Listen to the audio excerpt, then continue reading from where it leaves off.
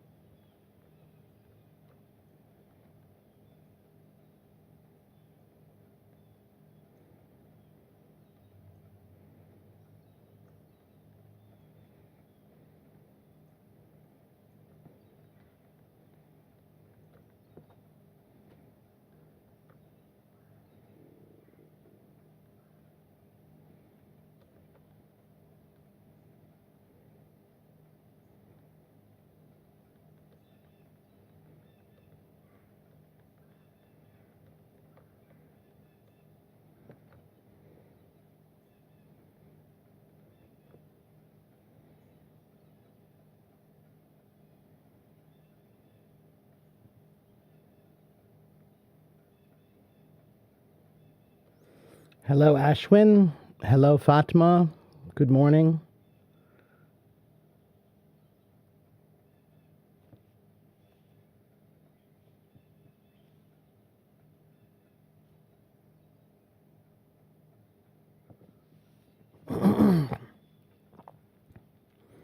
Hello, Gunter. You're in Norway now. I'm so jealous of how much traveling you get to do.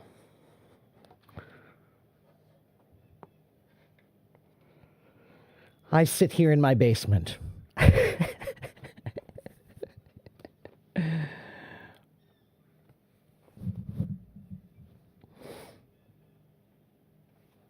Good morning, everybody. Welcome to my live stream. It is April 17th, and it is 9:41 a.m. here in,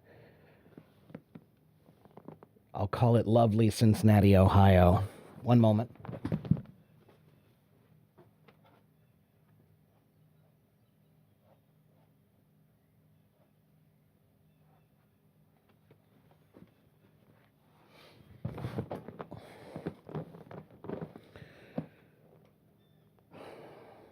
Hello, Miriam.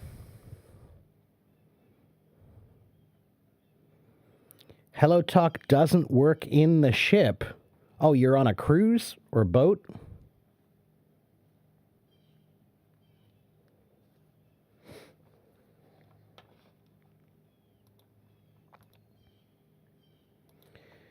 Hello, hello, hello, everyone.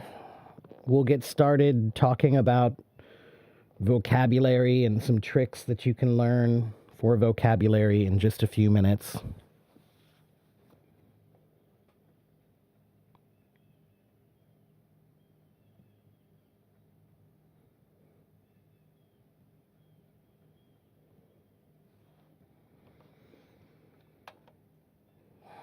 How are you, Luna? How are you, Ashwin? How are you, Miriam? While we're waiting, go to my new website, everybody.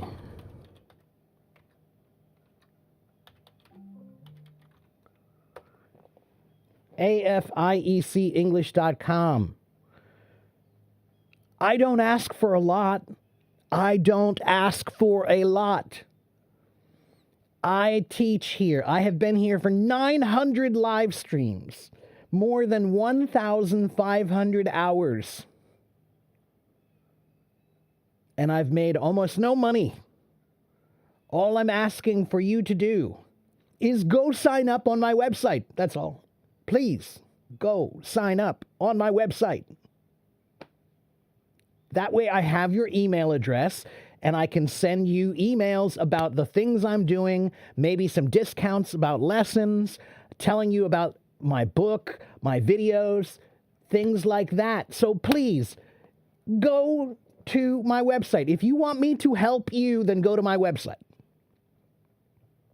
I'm going to check in just a few minutes to see if anybody signed up. If you signed up, I will bring you on stage and talk to you.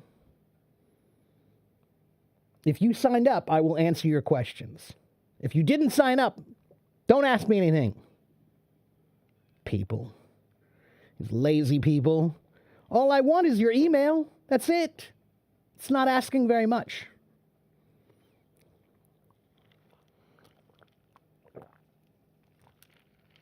Cruising the North Atlantic. Well, that sounds nice, Gunter. Hello, Tachan.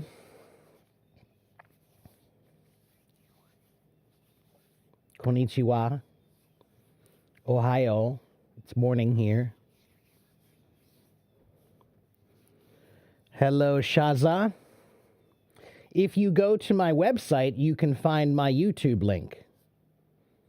That's the new thing I'm going to start doing is I'm not going to give you my YouTube link. I'm going to give you my website. You can find my YouTube link on my website. So go to my website. It's in the, look, go to my new website, afiecenglish.com. It's right there in the scrolling thing at the top, the banner.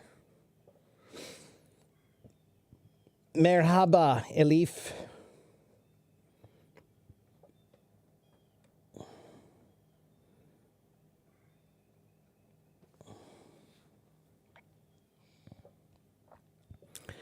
Yeah, Gunter, I know you will. I'm not worried about you. I know you will. I'm also in contact with you on a few, on Facebook and stuff too, so I won't lose contact with you. But if you quit using HelloTalk and you followed me here, then I lose contact with you. So go sign up on my website so I don't lose contact with you. Okay? It's that simple. I still have a lot of plans of things that I want to do, big things that I want to do, but you won't know about them if you don't go to my website. AFIECEnglish.com. Go to my website.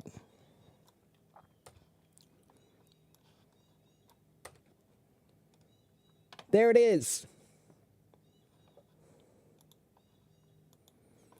Okay? I have 65,000 followers here on HelloTalk. Why do I have 65,000 followers here on HelloTalk? Because I help people.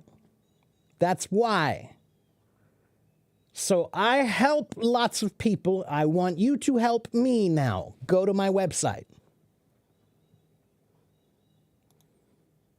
If you went to my website and signed up, then tell me in the chat. So I know who you are and I know you're my friend.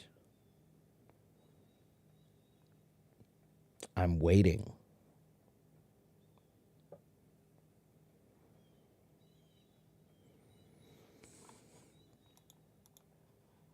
Hello, Sophie. Hello, Frankie. Hello, Ashraf. Hello, Amir. And Wendy. And Mariola. Hello, Mushin and Lucky. Abdul Latif. Zola, hello. Hello, Wayne. Hello to my Chinese friends. Dajahao. Hello, Zero and Bara and Yang. Dawa, Christy. Hola, Andres. Hello, Lulu. Hello, Andrew. Hello, Tiger. Salam, Sanaz. Aurelienne. Bonjour. Bonjour. Hello, Samaya. Hello, Kulk. Hello, Uday. And yeah, hello. Ashwin went to my website. Thank you, Ashwin. Thank you. Ashwin, if you want help today, you ask me and I will bring you on stage and help you. Because Ashwin went to my website and signed up.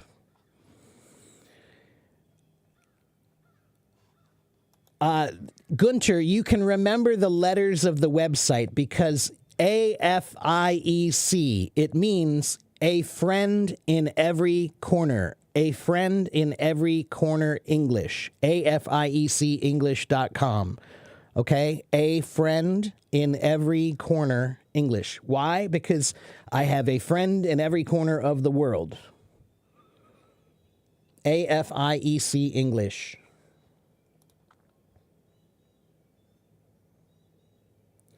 The topic today is vocabulary. I'm going to teach you some stuff about where English words come from and why that can help you with learning and remembering words. Where does the word transparent come from? Well, the word trans, it's a Latin word. Transparent is a Latin word originally. And transparent, trans means to go across or beyond or through something. Okay, so in this case, it means through. And then parere means to come into sight, to appear. So basically, it means, trans means across or through. Let's call it through. And parere means appear. So transparent means you can see through something. Okay? You can see through the appearance of something.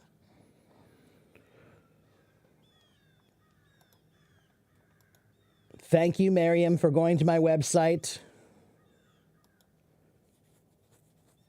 You can you can ask me some vocabulary meanings, and I will tell you where the word comes from today. And that will help you to remember the word and the vocabulary, the meaning. Okay?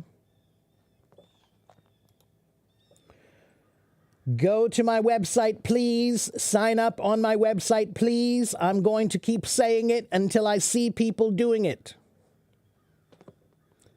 I built a website to help you. I built a website to teach. It's time for you to go follow it. Where does the word Christmas come from? Well, that one's actually pretty easy. Christmas. The first word is Christ, and the second word is Mass. Mass meaning a church ceremony. Okay, so the word Christmas, Christmas is the holiday that's supposed to celebrate the birth of Jesus Christ. So Christmas means Christ Mass, the Mass of Jesus Christ, meaning a day to celebrate the birth of Jesus Christ. Christ Mass, M-A-S-S. Mass is another word that is used to say a church ceremony. Okay? What does obscure mean? Obscure.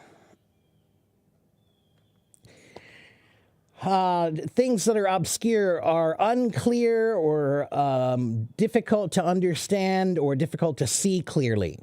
Okay? And so where does the word obscure come from?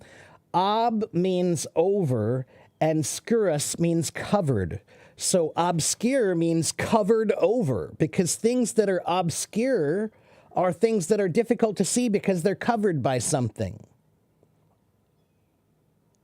Okay?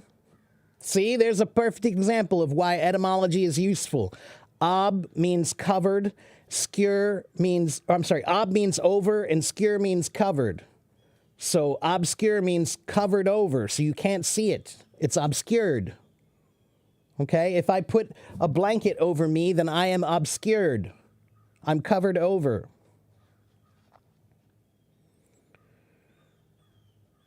That's right. That's part of it. Roots and affixes is part of it, Wendy. Yes, Miriam, if you got the thing that says thank you for submitting, then you did submit your email to me. So thank you, Miriam. Thank you. Discrete. Let's look at discrete. Discrete is another Latin word. Dis means off or away, and what is it? Cernere. Cernere means to distinguish or separate or sift. So discrete means to sift away or to separate away things, right? So in this case, to be discrete, let's see. So the meaning now is that it's separate or distinct. Something discrete is separate or distinct, okay? Or careful or prudent. But the original meaning, let me read this for a moment.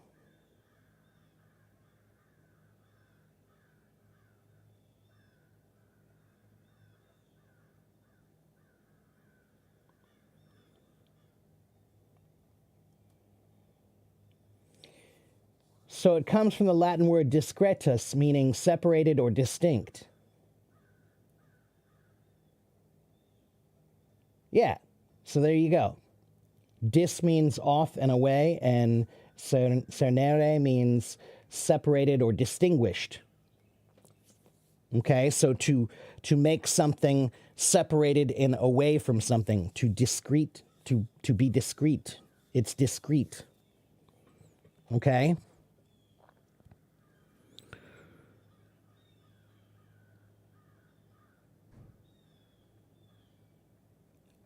Let's see. The word mere. Let's look at the word mere. Mere basically means only. But let's look at it.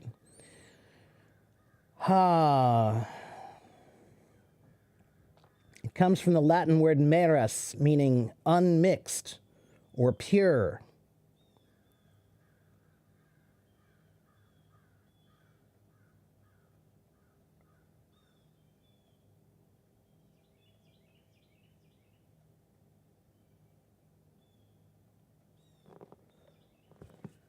Interesting. So apparently this word had two different definitions for most of its history.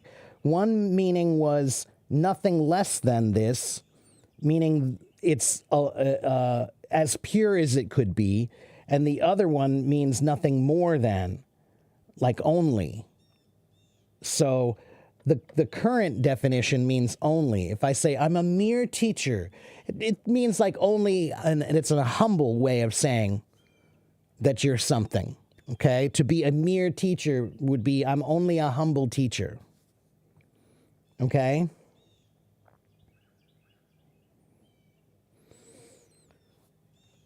And I think it probably did work, Gunter. If you entered your email in the bottom, then it'll just tell you thank you for subscribing or thank you for submitting, and then it worked, okay?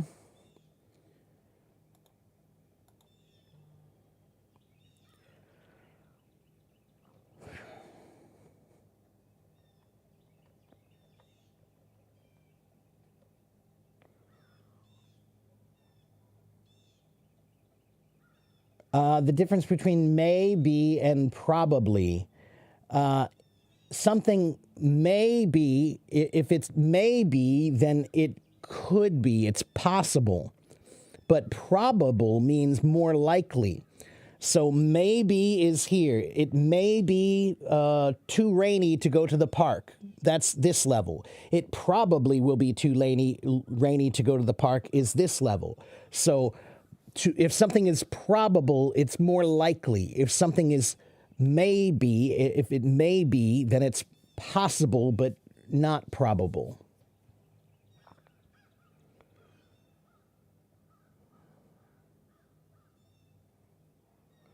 The word figure, sure. Let's look at the word figure. Figure does mean The human body, that's one meaning of it. The figure actually has several meanings, but the original meaning of figure is a number. So it comes from the Latin word figura, meaning a shape or a form or a figure, a quality, a kind, a style. So the original word meant something that you drew, like a shape or a form that you drew, okay? One moment.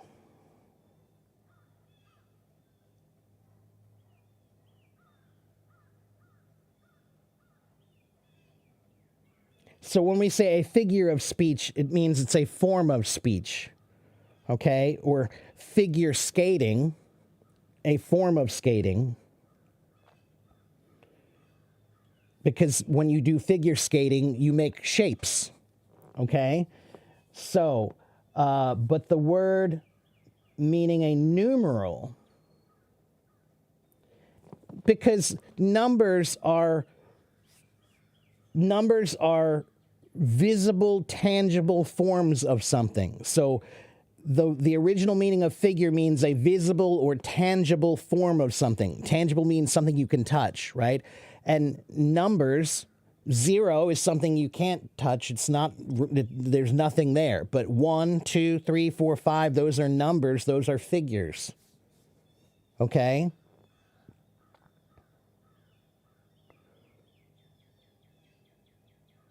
So there you go. Hello, Assad Bak. Or Assad, hello. Today I'm talking about vocabulary, mostly, Assad, but if you ask me your question, I might answer it if it has to do with vocabulary today.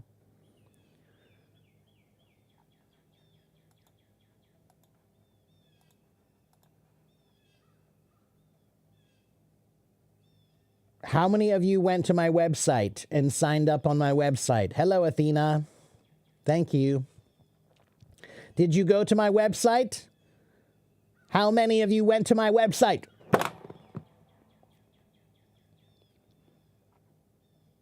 I demand it.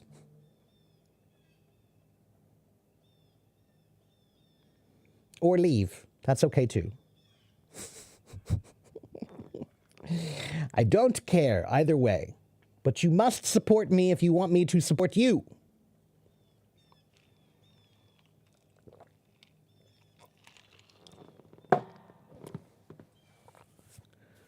Go to my website. Sign up. AFIEC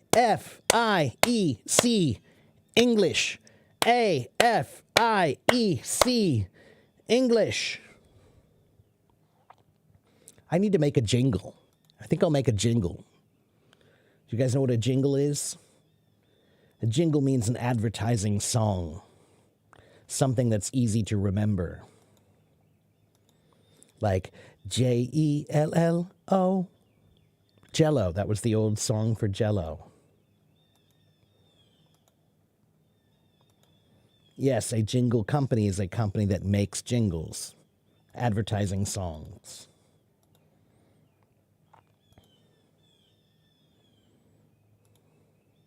Or what's the other one? GE. Isn't it GE? They had something. I can't remember the song now, though. We bring good things to life. So every time you watch a commercial and they have that really annoying little song that sticks in your head, that's called a jingle. That's called a jingle. Assad wants to know, do I have 6 months of basic online classes? Well, Assad, if you buy private lessons with me, then you can take lessons as long as you want from me, and they can be whatever you want. So if you want private lessons, then they can be any level, whatever topic you need, that's it. Okay? If you want to learn here, then you get what I do. You get what I do when I show up. I'm not being paid. So this is just me demonstrating my knowledge and helping people as much as I can. But if you want specific help, then you got to pay for it. That's a very simple concept. Okay? You probably need a teacher. McDonald's also has a jingle. Everybody's got a jingle. Right?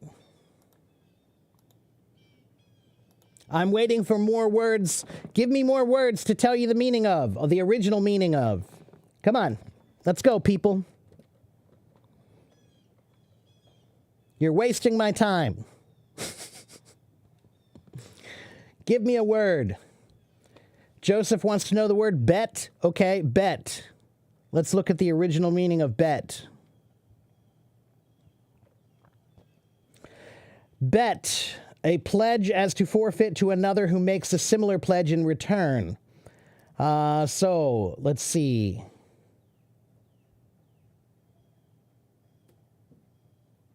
The mutual pledging of things of value to be won or lost based on some future event.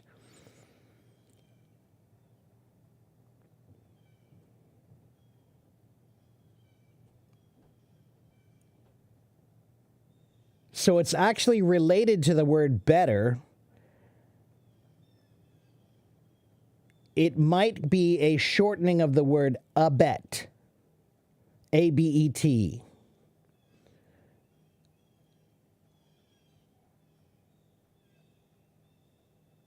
One moment. Let me keep reading.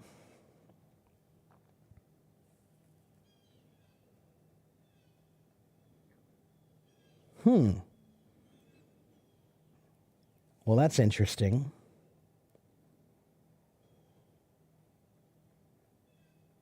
Well, this one doesn't have a very clear original meaning.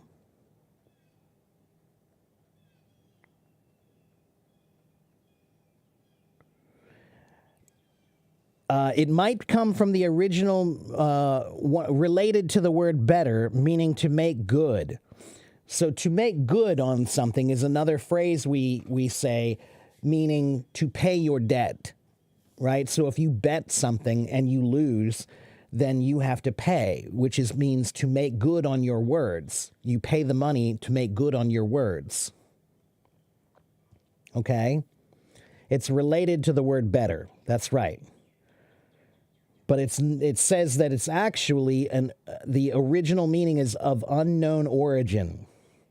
If you want to know what app I'm using, the app I'm using to tell you all of this, go to my website and sign up for my website, and then I'll tell you the name of the app. This is my website. Go to it, sign up, give me your email, and then I will give you the name of this app.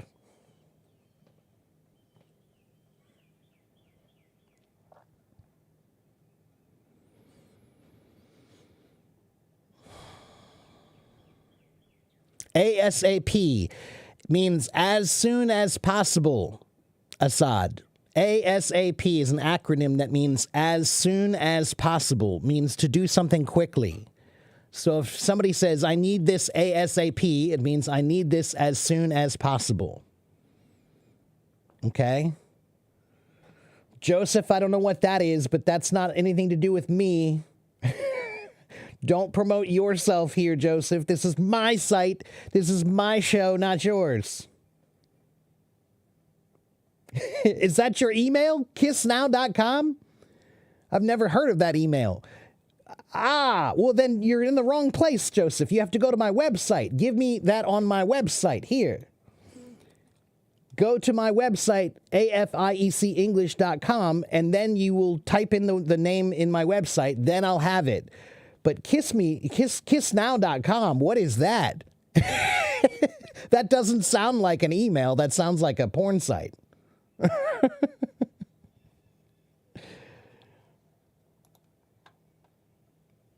All right, let's see. Do I have any other comments or questions here? Favorable. Sure, let's look at favorable. Yeah, that one's actually pretty good. I've read that one before. So favorable means kind or friendly, right? And it comes from the Latin word favorabilis, meaning favored or in favor. So, to have someone's favor is an old word that used to mean you had the approval of or support of someone. So if the king gave you his favor, that means he supports you, okay? To have the favor of someone means to have their support, okay?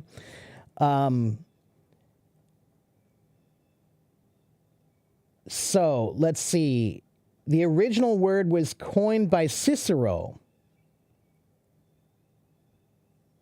And it's related to the word favere, meaning to show kindness to. Okay, so to have favor means to have the support of, or the goodwill of, or the kind regard of someone. Okay? To put forth, it's basically an old way to say to show something. Okay? To show something. But again, it's a very formal way to speak, okay? If I say put forth your effort, it means show me your effort, okay? You can't see the comments here in YouTube. You mean your comments, or you mean the subtitles?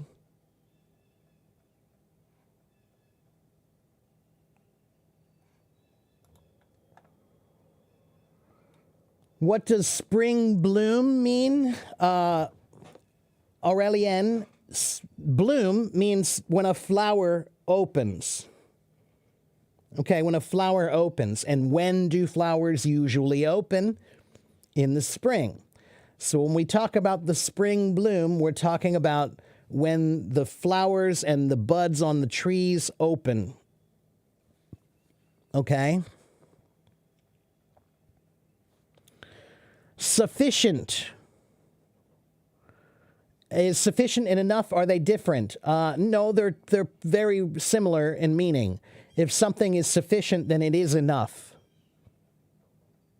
If something is enough, then it is sufficient. They're synonymous. They're synonyms. Okay? Aim. Jack, aim is the word we use when we're talking about if you have a gun and you're aiming at something, or if you have a bow and arrow and you are aiming at something. Your aim means the thing you are shooting at.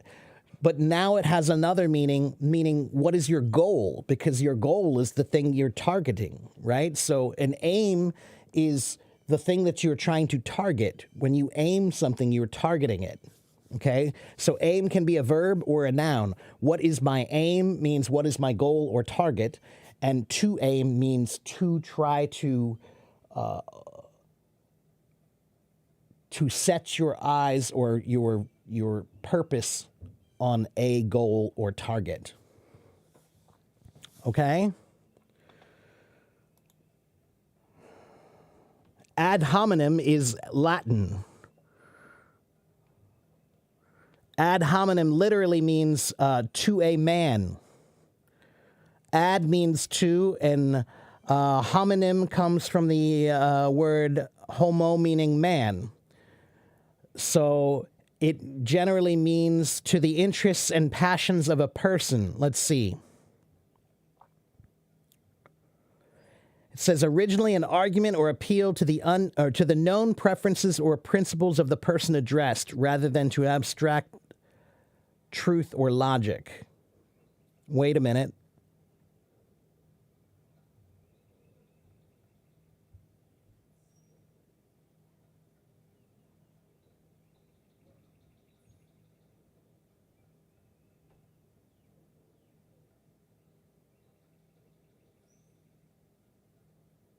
So, this comes from Aristotle. Aristotle writes, he remarks that it is sometimes necessary to refute the disputant rather than his position. So that means sometimes it's necessary to put down the man and not the argument. that the man is making, okay? And some early scholars who taught logic and argument and debate, they taught that refutation comes in two kinds. Refutation means to refute, meaning to make an argument against something. And there are two kinds of making an argument against something. Making an argument against, it says solutio recta and solutio ad hominem. Solutio recta means to argue the topic, the argument itself, to debate the idea. Solutio ad hominem means to argue against the person themselves, not against what they're saying.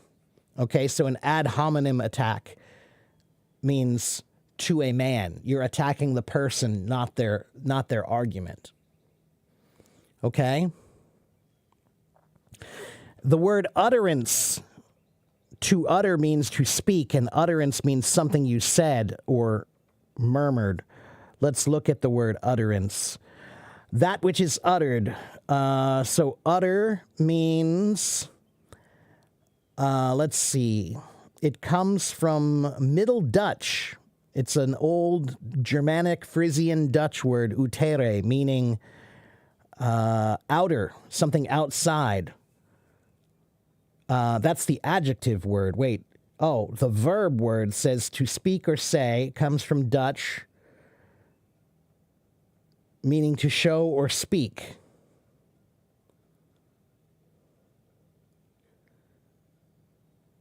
So to show or speak or express, that's what utter means. And utterance, ance is a word-forming element that we attach to verbs to form abstract nouns or a process. So an utterance is a process, right? It's an abstract noun. Okay? And utter means to speak. All right?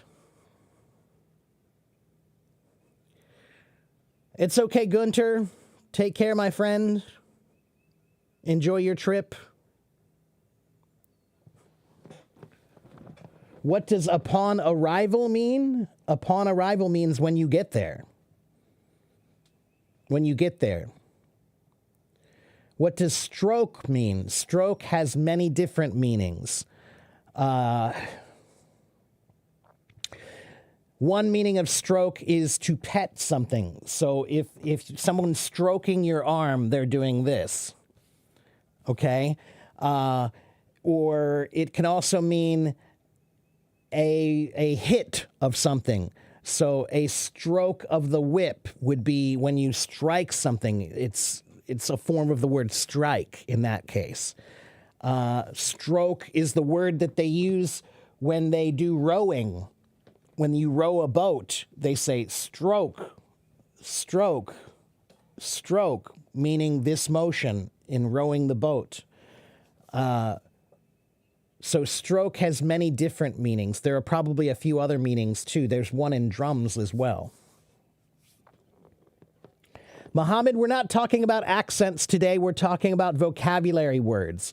I'm showing you the original meanings of English words, where they come from, and how that can be useful to you to understand the word better and to remember it better, okay? So give me a word you want to know the meaning of, and I will tell you where it comes from.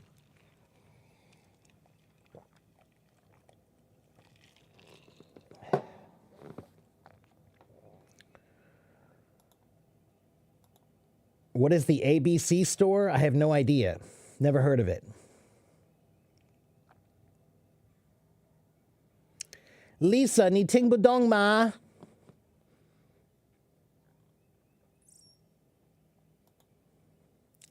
You can't see me clearly. You mean you can't see all of me, or you can't see the video clearly? That's HelloTalk's problem, not mine. Go to my YouTube channel and you'll see me clearly. Here's my YouTube channel. I'm on YouTube right now. I'm on HelloTalk here and YouTube there. And I promise if you go to my YouTube, it's very clear. Okay?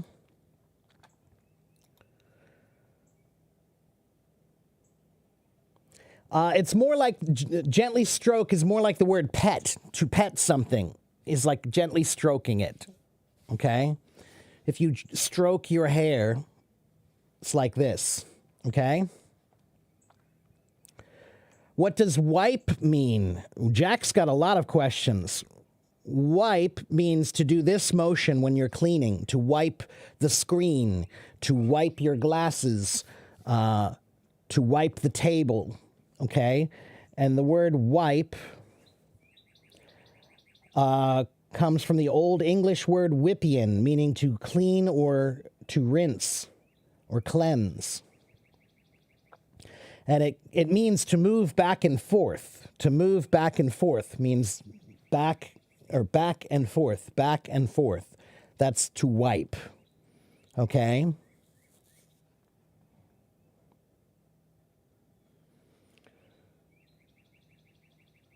Perpetrator, there's a good one. That's, again, a Latin word. 60% of English words come from Latin.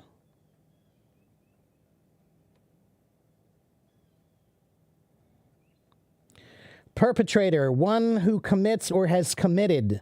Literally, the one who did it. It comes from the Latin word, perpetrator is actually a Latin word directly. Perpetrare, meaning to perform or to accomplish something. The word perpetrate means to do or execute something.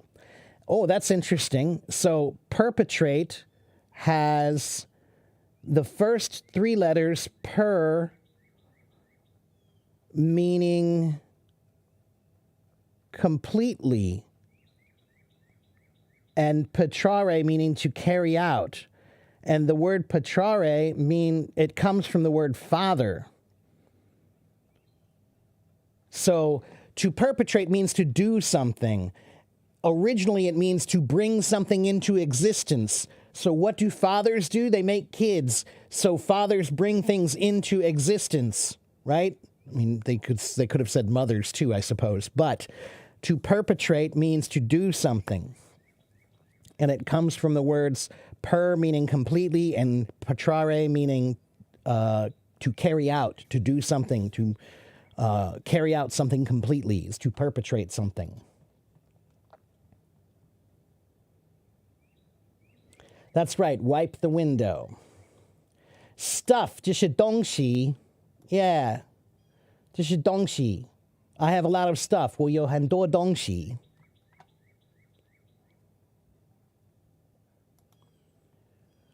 Hello, XYZ. Polish is a little bit different than the word wipe, but it's related. Polish means to make something shine. To make something shine. To wipe is just the motion of this. To polish usually is a word that means to shine something, to make it more shiny. Okay?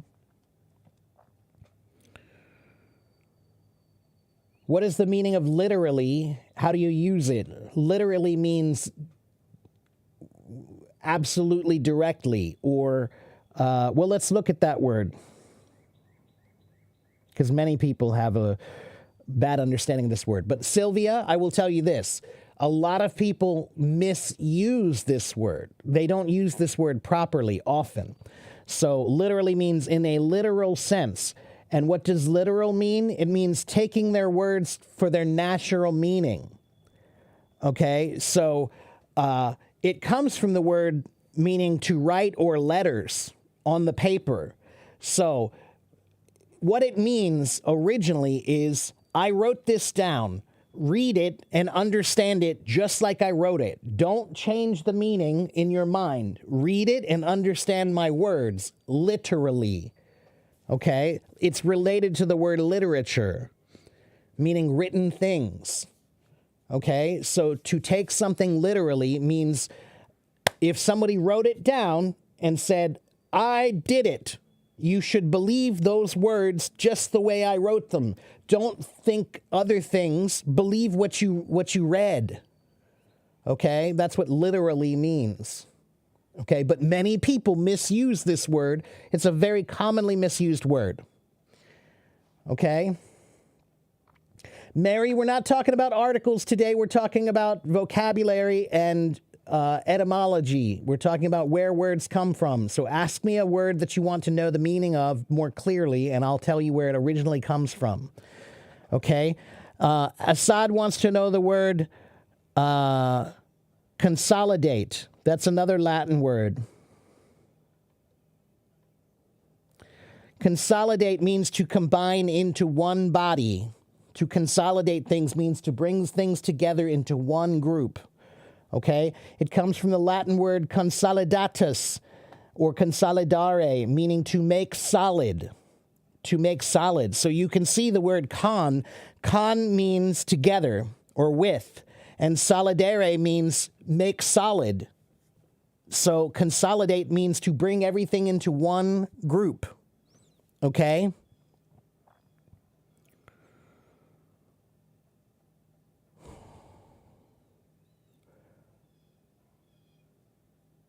Yeah, the meaning is not different. No, that's the original meaning. Means to bring together into one group, to make solid. Consolidate. Con meaning together, solid meaning one solid thing.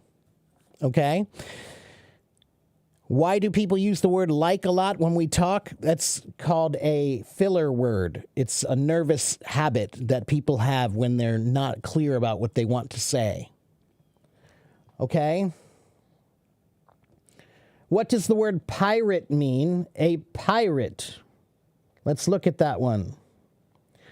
A pirate is a sea robber, okay? Or it's an ocean, a sailor. It's a bad guy who's a sailor, right?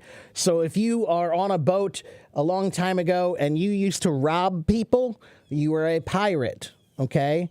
And let's see, where does this word come from? It comes from the Latin word pirata, meaning a sailor or sea robber.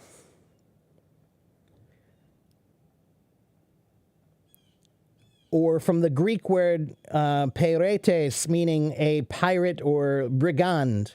It literally means one who attacks ships. So the word pirate means a person who attacks other boats. That's a pirate. Arr, matey.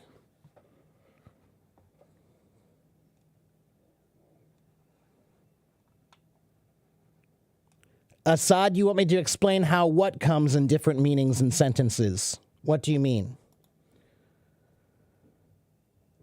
What does the word depict mean? Again, that's a Latin word. How do I know these are Latin words when I say they're Latin? Because I see the roots in them, and then I know it's a Latin word. So depict means to portray something, to form a likeness of in color. Comes from the Latin word depictus, or depingere, meaning to portray, to paint, to sketch, to describe, to imagine. D means down, and pingere means to paint. So depict, pict, it has the word picture in it, like pict. Pict means picture. So depict means down a picture. So what does this depict means? What does this show as like a picture that you're looking at? Okay, so that's a good one. I like that one. D meaning down and pingere meaning to paint. And that's where we get the word picture also. Resourceful, also a Latin word. Resourceful meaning fertile or rich and abundant in resources. And what is a resource? Resource comes from the Latin word resurge, meaning to rise again. To rise again. So a resource is anything that you, well, let me see here. To supply with resources is to resource something. A resource as a noun is a means of supplying or something that you need, right? So it comes from the French word that means a spring, like a spring of water. because that was a resource. An important resource was fresh water. Okay? And to rise again, because why? The water comes up out of the ground. So resource comes from the word meaning a fresh water spring that rises out of the ground. It's a resource. Okay?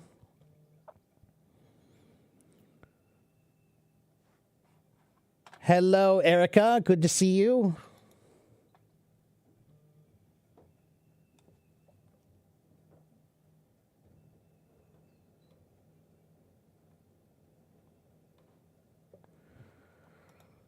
Okay, unfathomed.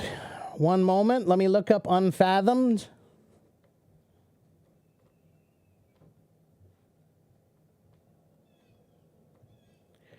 Unfathom meaning not, un meaning not, and fathom comes from the Germanic Norse word.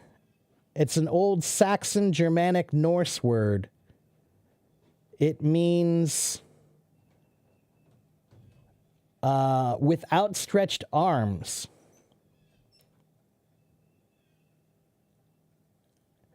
Let's see. One moment.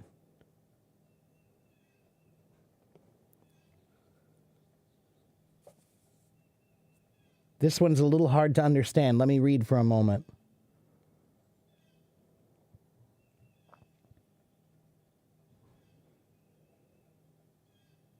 Oh, well, that's interesting.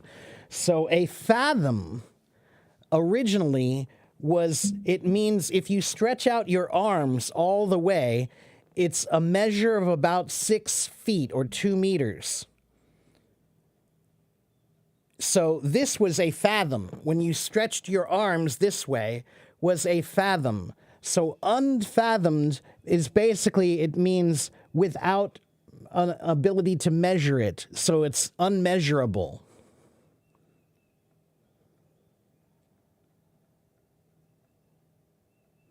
That one's pretty interesting. I didn't know that. The fathom comes from the word meaning 2 meters. Persistence, also Latin. You guys are getting lots of Latin words.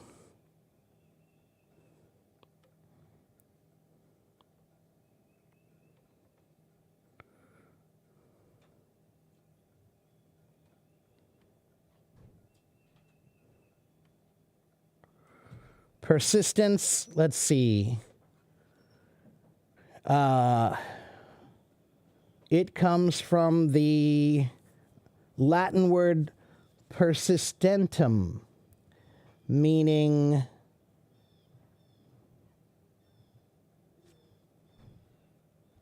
to persist,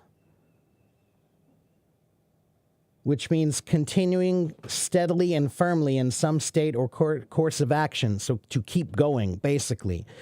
The Latin word persistere, meaning to continue steadfastly, which means to keep going, don't give up, to keep going forward. So per meaning thoroughly, and sistere meaning to stand. So to persist means to keep standing up, like you don't give up. You don't lay down, you don't sit down, you don't give up. You don't stop trying. You're continuing to stand. Okay?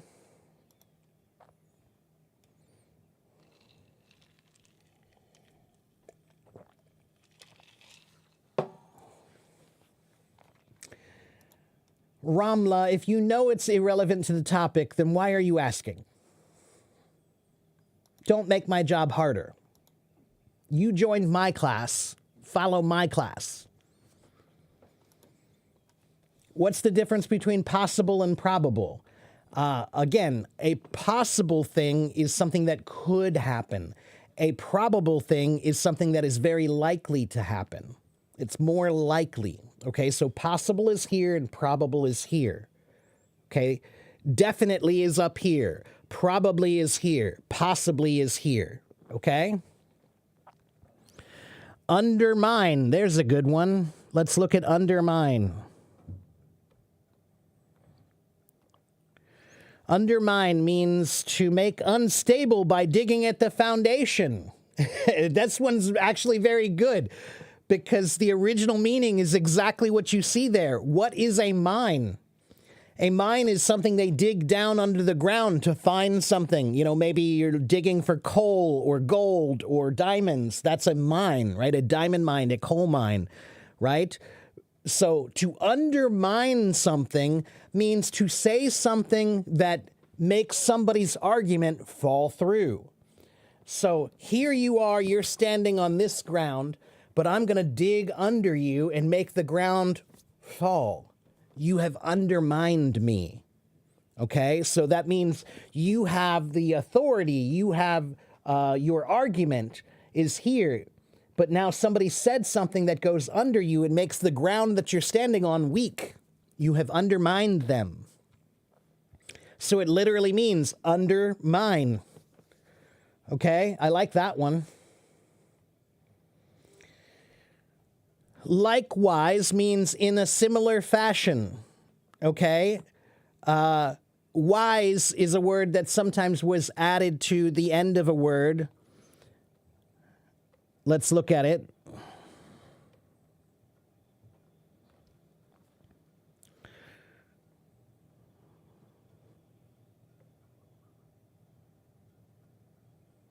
It means in a preceding manner, in a fashion, a way. Okay, so wise means way, and likewise meaning similar. So if you say, I like ice cream, and I say likewise, that means I also like ice cream in a similar way to you. Likewise, similar fashion. Okay? What does pathetic mean? That's again, this one comes from Greek, actually. Pathetic comes from the Greek word pathetikos, meaning to subject to feeling, sensitive, capable of emotion. So, originally the word pathetic meant somebody who's so sad, so their story is so sad that it makes you feel sad for them. Okay, so if I say he's pathetic, it means they're so sad that it makes their story is so sad that it makes you feel bad for them. Okay, but now it actually has another meaning that's kind of negative. It's derogatory. If I say he's pathetic, I'm kind of saying his story is so sad, but it's kind of his own fault. Okay, so the original meaning was that somebody had a story that was so sad, their story about their life was so sad that other people felt bad for them. They are pathetic. Okay, pathos means to feel, the Greek word for feeling. I'm sorry, Ramla, I'm not going to answer your question. No, sorry. I know you're in a class, but that has nothing to do with me. Don't be rude, Ramla. You need an answer. That doesn't mean I need to give it to you just because you need it right now. I'm sorry, but that's not how it works, and you know that. Come on. Liberty. Again, liberty is another word that comes from Greek, I believe. Let's double check. Or Latin. Let's see. Latin liberatum. Libertatum, meaning civil or political freedom. Free choice is what liberty means now, right? But the original meaning comes from the word liber, meaning free. Okay? So, liberty just means freedom. It comes from the Latin word liber, meaning free. Okay? So in most cases, we talk about liberty meaning political freedom. Okay?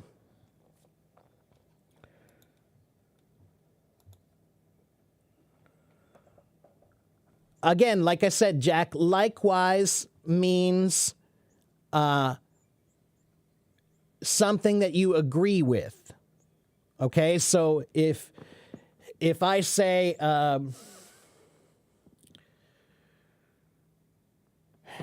It's something I agree with or something that I did in a similar way. So if I say, I think this test was difficult, and my friend says likewise, that means I also think like he does, likewise, like he thinks, okay? If somebody is wise, it means they're thinking, right? So likewise means I agree with their thinking, okay?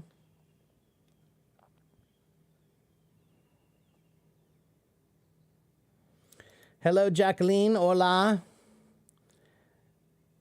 Thank you, Mishi. Latin words come from which country? Joseph, Latin words don't come from any country that exists anymore. Latin language, that's the language of the Roman Empire. The Roman Empire was one of the biggest empires in the world, and the language they used was Latin. Okay? Latin a lot of it derives from Greek Shishilada. Okay? So, Latin is a language that was the language of the original Roman Empire, and it was also the language, and still is the language of the Christian church, the Catholic Church. Okay? Villainous comes from the word villain. Let's look at that one, because I think I remember that one was cool. A villain. Oh, this is a cool one. I remember this one now. Islam. So the word villainous means a very evil or bad person. But guess what? The original meaning of villain was actually just a peasant or a farmer. A common person was a villain. It comes from the same word that we get village from, or villa. A villa is a small village, right? Or a house, in this case, in a small village, right? So a villager means a person who comes from a village. But the word villain, meaning a bad person, is related. Why? Because the rich people thought that the poor people were not good, basically. Okay, so the original word comes from the word villanus in Latin, which means a farmhand. A farmhand.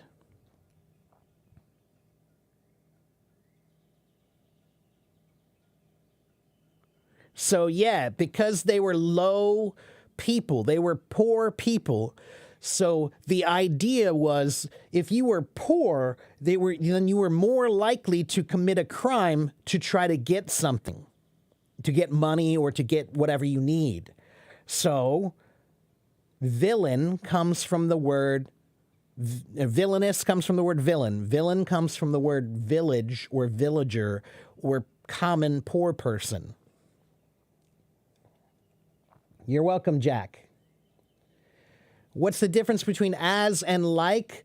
Most cases, nothing. As and like are very similar. Okay?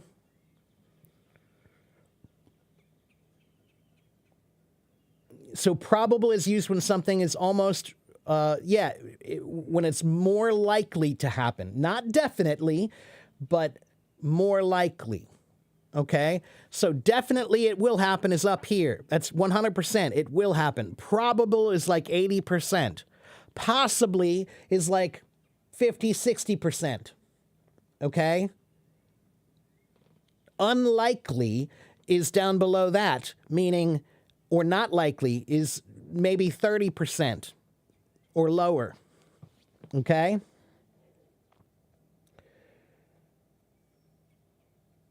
Yeah, Bruce, I talked to the people at HelloTalk and I told them that the video quality is really bad. Let me tell them again. One moment.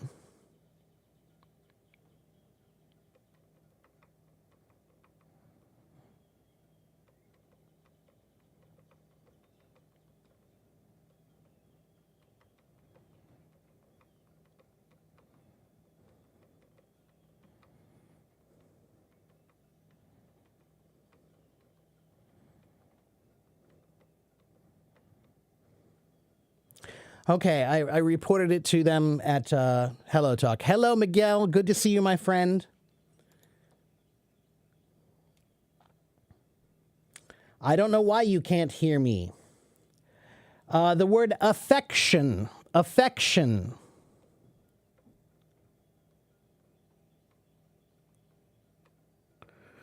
Affection comes from the French word affection, and then from the Latin word affectionum, meaning, let's see.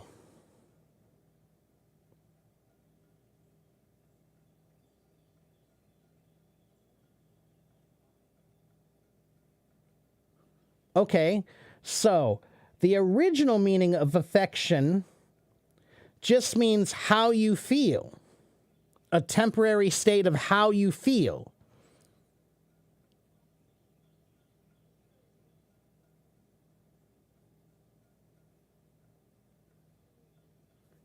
Ad af, in this case, the ad af means to, and factus meaning to make or do. So then it developed from there. The meaning changed to mean a good disposition, means a good feeling about someone. So to have affection for someone means to be affected by them, right? To affect something means to make something change in some way, right? So to be affected by someone means you feel something about them. So to have affection means now it means to have good feelings for someone, love, or to like someone. I have affection for them. Okay? I'm fond of them. Hello, Zebra. Good to see you. The Kelseys did a show in Cincinnati. I wouldn't know. I don't follow football really or sports that much, man. Sorry. I'm a busy guy. I don't usually follow much of the sports stuff, especially at this point in my life. There are too many important things happening in the world. Sports is not one that I have time for. No offense. You're welcome to follow it. I just have no time for it myself.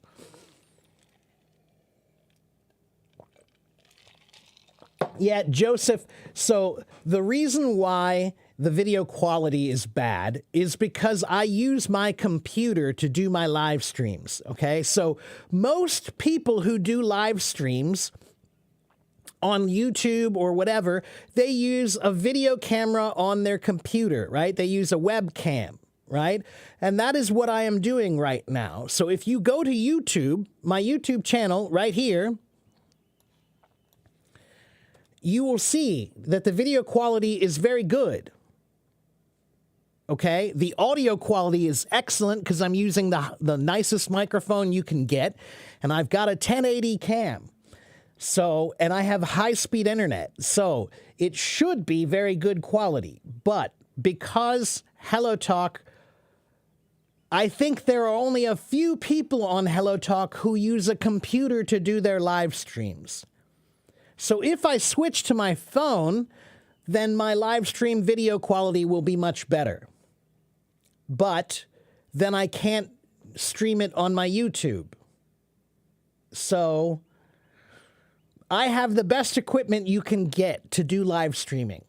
But HelloTalk's live streams are only designed for cell phones. So the quality is just not that good. That's the reason why. And I think they're probably not going to change it because it's just me and a few other people who use the video on their computer. They don't care. So, thank you, Fatima. What's the difference between practice with a C and practice with an S? Wasim, in American English, we spell practice with a C. In British English, they spell practice with an S, but the words are the same meaning. Hello, Chloe. Do I exercise? Kind of, yeah. I play drums, and I do a lot of outside yard work kind of stuff that's very difficult. I go hiking sometimes, too. I don't like to go to gyms. I'm not a gym guy, but I like to do outside work that's very difficult work when I get really sweaty. Hello, Ahad.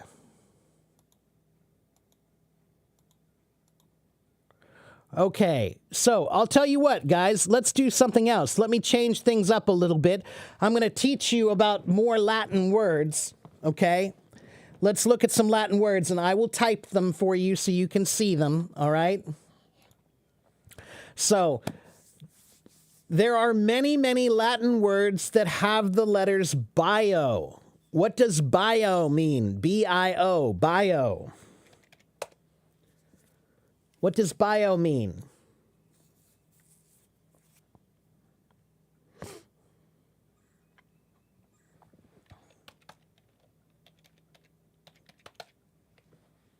Anyone? Bio? Bio means life. Bio means life. Okay, so the word biography, bio means life, and graphy means to write. So biography means to write about someone's life. Okay? Do you guys know this word? Amphibian. Amphibian. Do you guys know that word? What is an amphibian?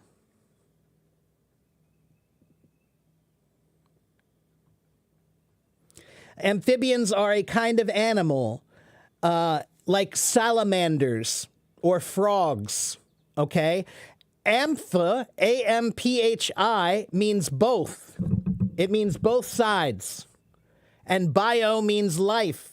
So amphibians are animals that can live on water and on land, both. Like frogs, that's right. Okay?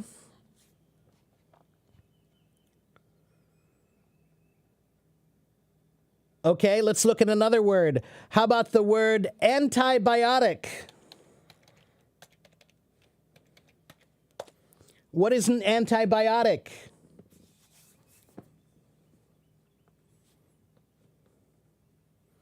What is an antibiotic, everyone? It's a medicine, that's right. What does anti mean? What does anti mean? That's exactly right, Fatima. Fatima, antibiotic means against life. In this case, it means against bacterial life. Okay, so anti meaning against, and bios or biotic meaning microbial bacterial life. Okay, so yeah, antibiotic means against biotic bacteria. Okay, what about the word autobiography?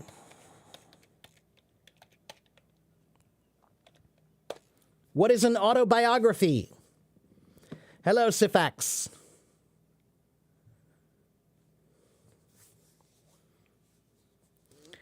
Auto means self. Auto means self. Bio means life. Graphy means write. So autobiography means to write about your own life.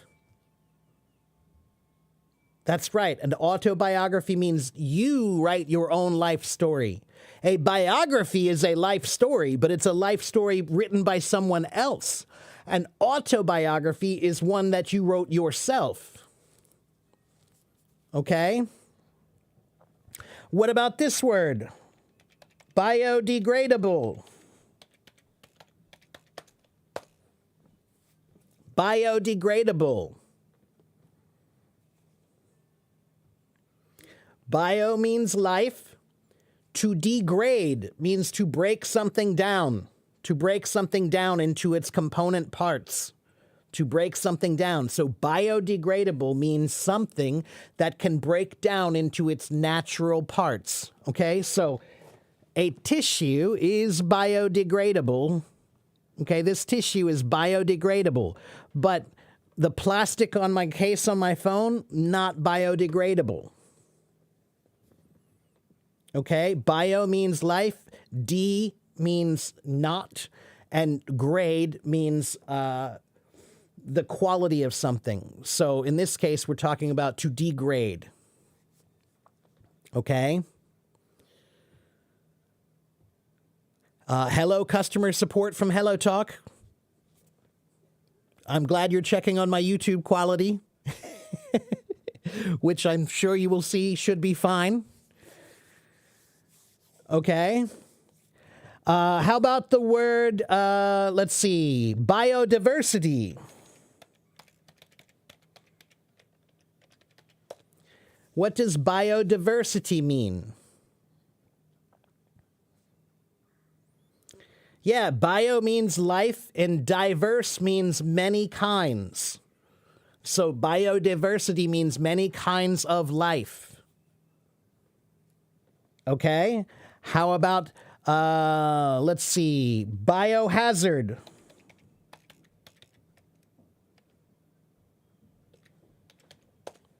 Biohazard. What is biohazard?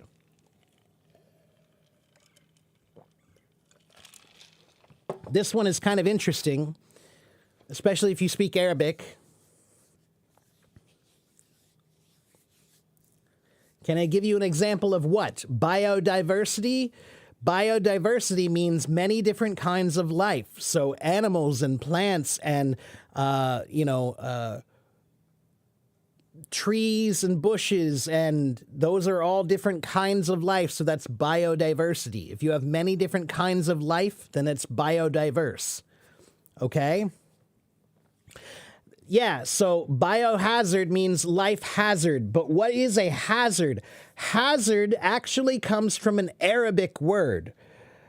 A long time ago, there was a game. There used to be a game that you played with dice, and you would throw the dice and bet. You would bet, right? So a bunch of guys would stand around with these dice, and they would throw the dice, and they would play this game where they would bet about the chances of these dice, right? So the word hazard actually comes from the word chance, but in Arabic. But if you cheated, if you were to cheat on the game, what if you cheat on a game a long time ago? If they catch you, they're going to kill you. So the word hazard comes from the Arabic word meaning a game of chance. And if you cheat at that game and they catch you, they're going to kill you. So it's dangerous. So biohazard means something that is dangerous to life. It's a biohazard. Okay?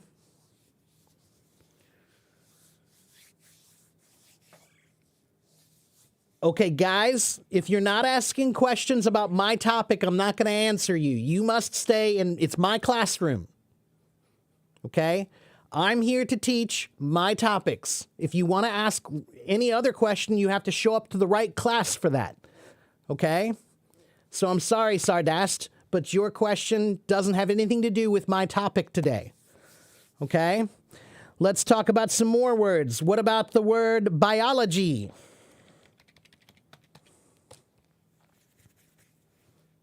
Biology. What is biology? Yeah, bio means life, and logi, ology or logi, means the study or science of something. The study or science of something. So biology means the study or science of life. Okay? How about the word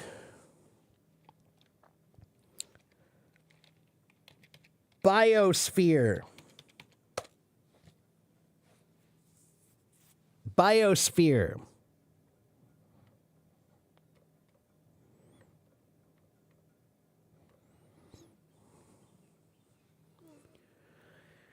So sphere means, it means a circle or a globe, I should say. It means like a globe shape, okay?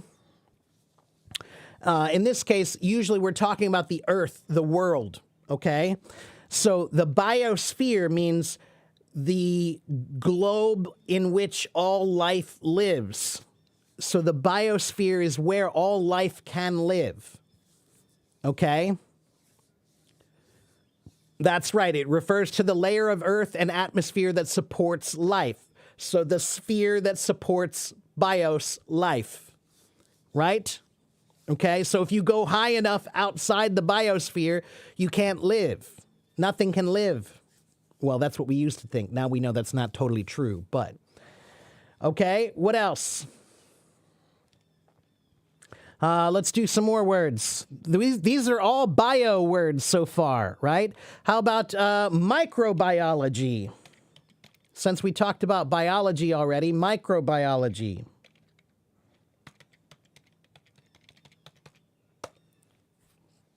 Micro means small. Bio means life. Ology means the study. So microbiology means the study of small life. Microorganisms. That's right. Okay. And how about this word?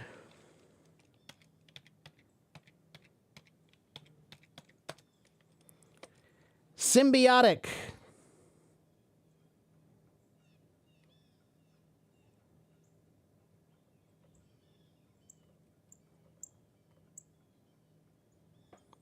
How about symbiotic? What does symbiotic mean?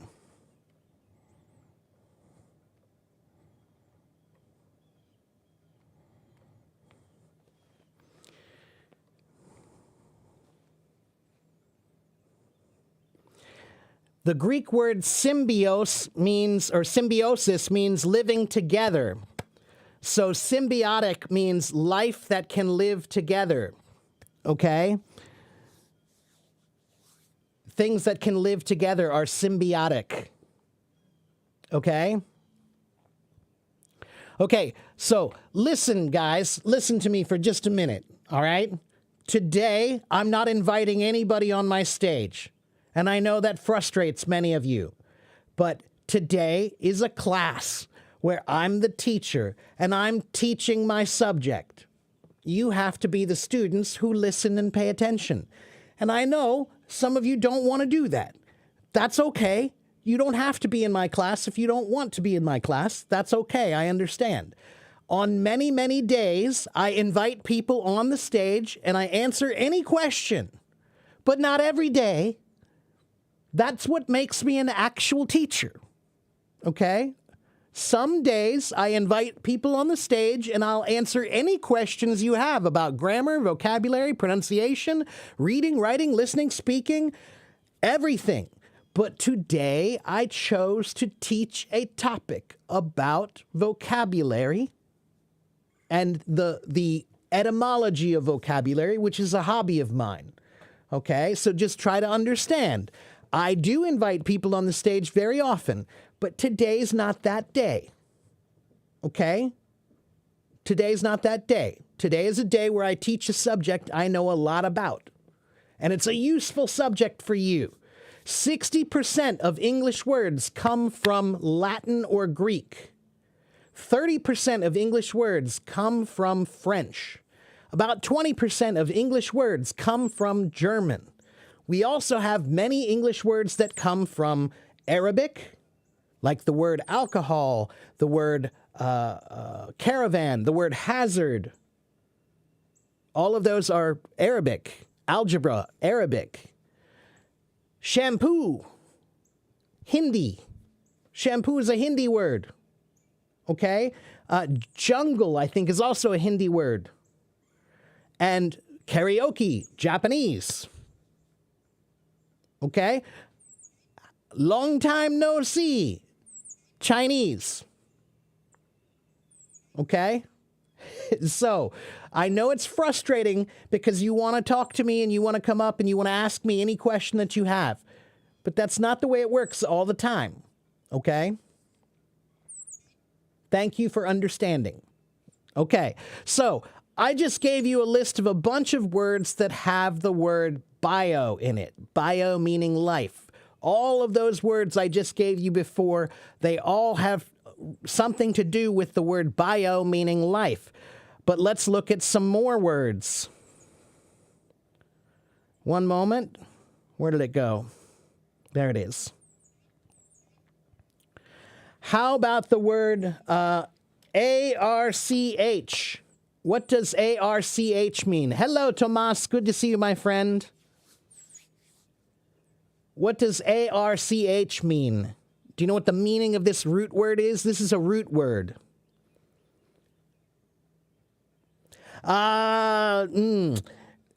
If it's by itself, then it's an arc, but this is not a curvature. Yeah, but this is actually different. This one means to rule. The root word arch means to rule. Okay? So, for example, the word anarchy. What is anarchy?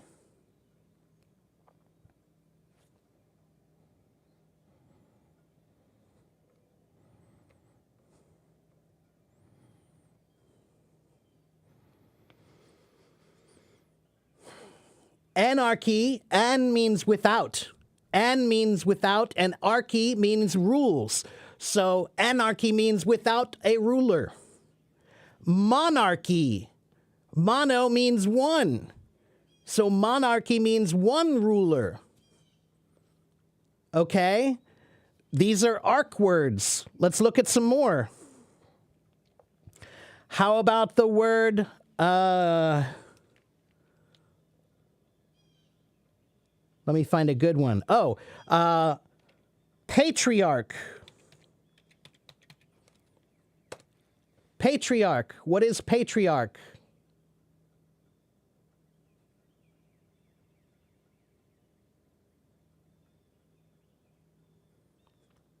A patriarch means the male leader of the family. He's the male ruler. Okay, so a patriarchy is it's a civilization or society ruled by men. What about matriarch? Whoops, sorry, I spelled it wrong. Matriarch. What is a matriarch? A matriarch is the female head of a family or group. A matriarchy is a society ruled by women. Okay? How about the word oligarch? Oligarchy.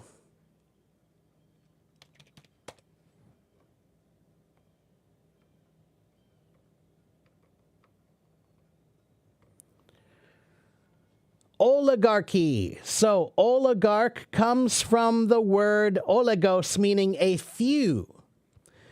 The Greek word oligos means a few or not many. So an oligarchy is a group that is ruled by a few people.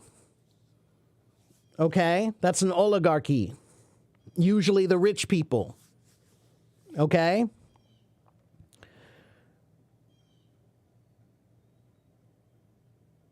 Let me find another interesting one.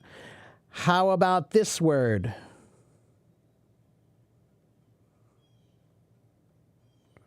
Archive.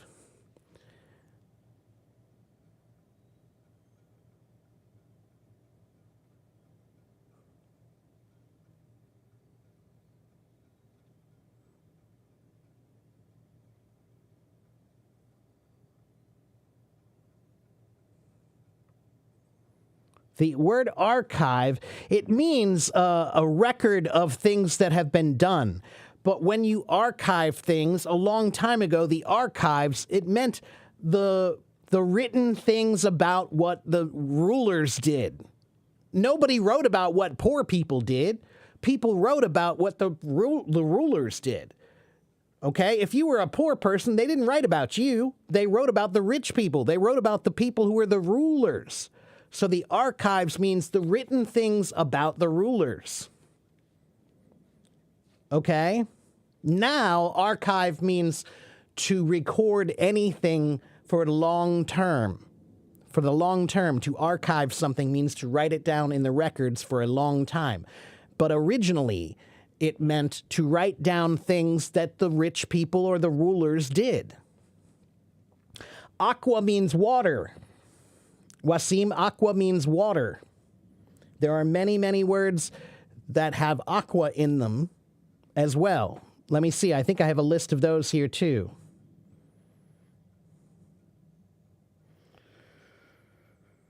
Let's see. Mother, chrono, amor, anim, am, tor.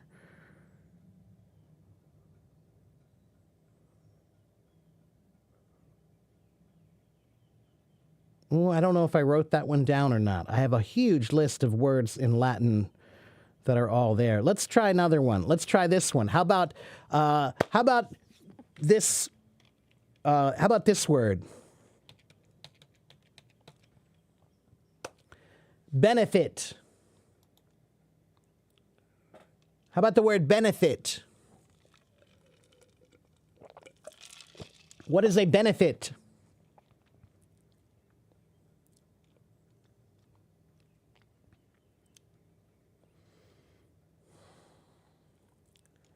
A benefit means something good. And if you go, the Latin word bene, B-E-N-E, B-E-N-E means good in Latin. And if you go to Italy, if you go to the country of Italy, bene still means good. Okay, so if somebody asks you how you're doing, you can say bene, meaning good. Okay, so there are many English words that have bene in them, like benefit means something good for you, beneficial, benevolent. A benevolent person is somebody who is very good, okay? He's very benevolent means he's very, very good.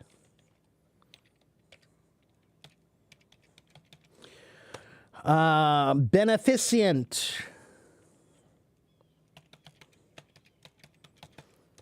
Beneficiary.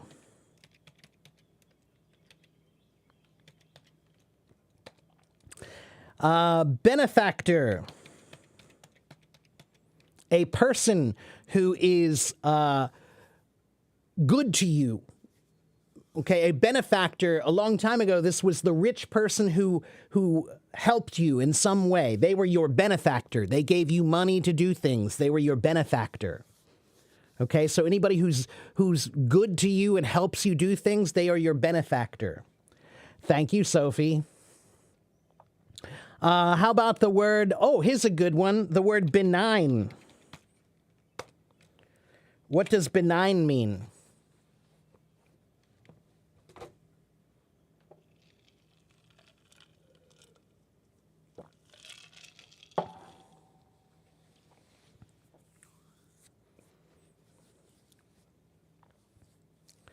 Benign means not harmful. It doesn't mean good, but it does mean not harmful to you. So, for example, if you get cancer and you have a tumor in your body, your tumor can be either benign or malignant. If it is malignant, it can harm you. If it is benign, it is not harmful to you.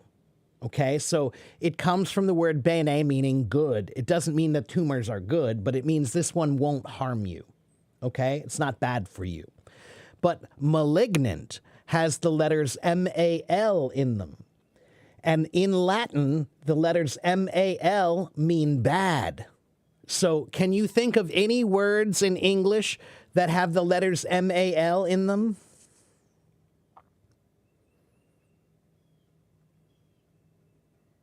Malfunction, bad function, malicious, a bad person.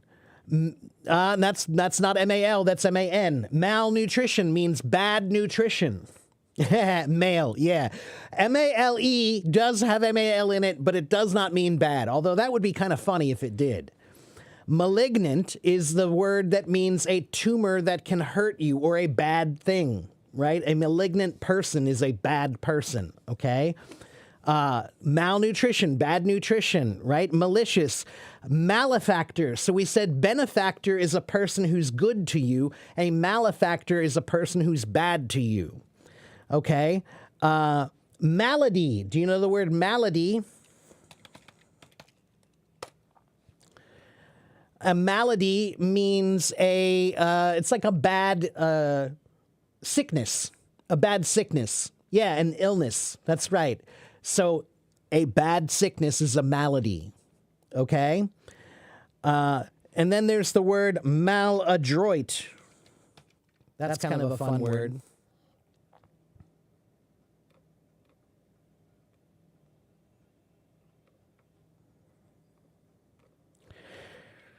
So to be adroit, adroit means to be very dexterous, to be very, very quick, and you can move very swiftly and easily, okay?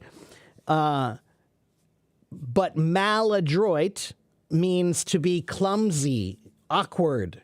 You're not very dexterous, okay? Dexterity. If somebody has great dexterity, it means they can move very quickly and very swiftly, okay? They're agile. There's the right word I was looking for. Thank you. So maladroit means not agile. Okay, Maleficent is a movie. There was a movie called Maleficent, a Disney movie. And what is Maleficent about? It's about the bad queen. She was maleficent. She was evil. Maleficent basically means evil. Okay? And then how about this one? Malodorous.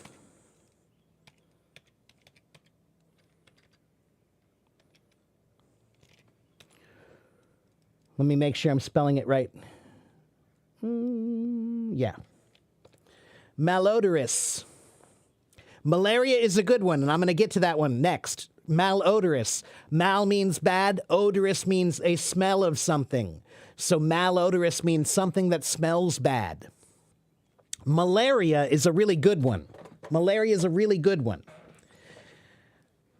What is malaria, everyone? What is malaria?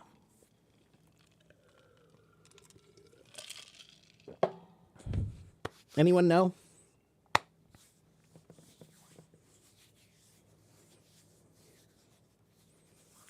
It's a disease, that's right. And what is the cause of malaria usually? What's the cause of malaria? How do you get malaria? Usually. Mosquitoes. That's right. Mosquitoes will bite you and then you get malaria. But here's a great story.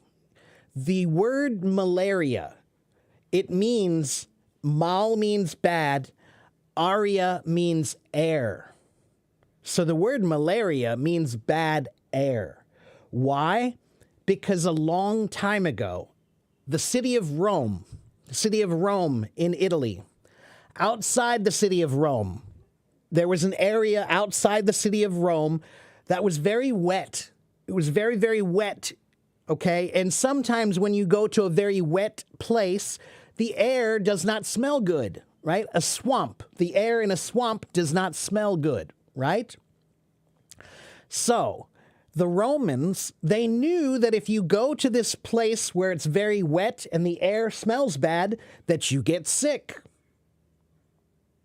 So they thought that the cause of the sickness was bad air. Malaria meaning bad air. They didn't know it was the mosquitoes that live there in the wet area. Okay? Kind of cool, right? Malaria means bad air. Because they didn't know about the mosquitoes. Okay?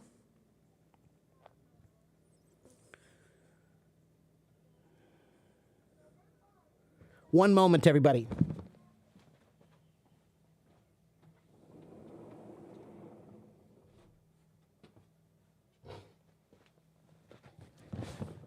It might have been Cincinnatus who introduced the word malaria. I don't know. I'm not sure. And one last word for mal. Let me see. We'll do two more. Or three more. How about this word? Malice. What is malice? What is malice? To do something with malice.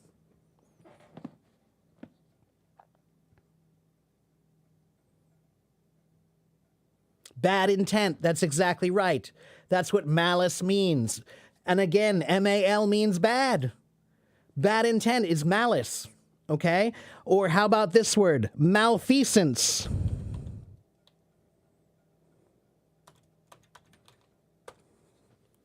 What is malfeasance?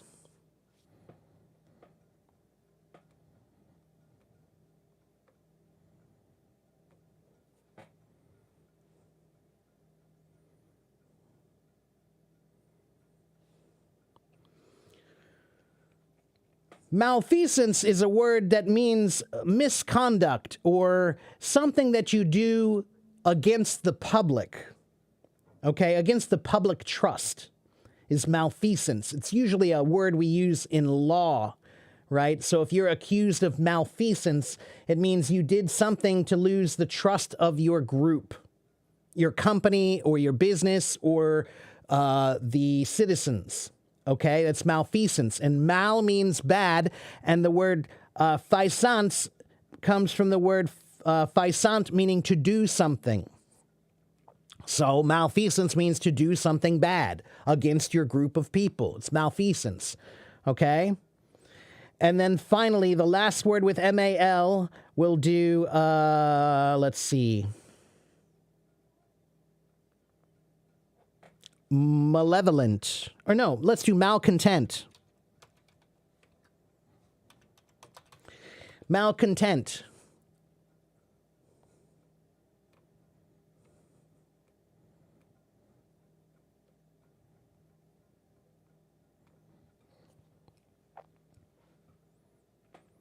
A malcontent means a person who is unhappy about something. To be content means to be okay with things, to be to accept things, to be satisfied with something. So malcontent means bad content. So it means a person who is very unhappy about the way things are going. So if I say he's a malcontent, it means this is a person who's not happy about the way things are going. They're not satisfied with the way things are going. Okay? Okay, yeah, so there you go, malcontent. So there's a bunch of M-A-L words and a bunch of B-E-N-E words.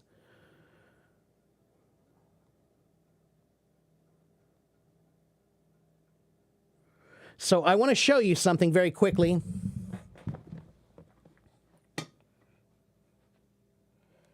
This is my Latin root master list, okay?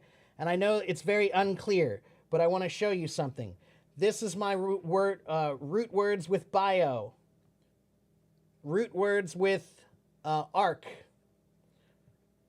root words with kata, meaning to break down.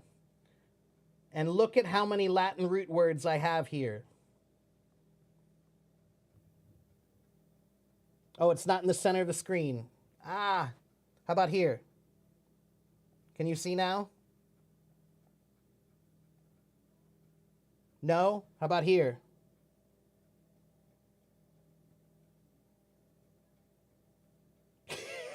Jeez, I don't know what to do. Tell me when it's good.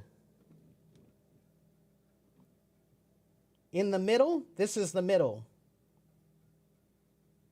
Now? Okay, all right, so look. So look at my root word list, okay? I just want to show you how many Latin words. All of these have the same root. All of these have the same root. All of these have the same root. Look how many there are. I know you can't read it. I know you can't read it. I'm just trying to show you that this is the point of my live stream today, is I'm showing you this is a great way to learn vocabulary. Because if you find the root word and you learn all the words that have that same root, then you can learn a lot very quickly. It's too many words to put in my moments. It's too many.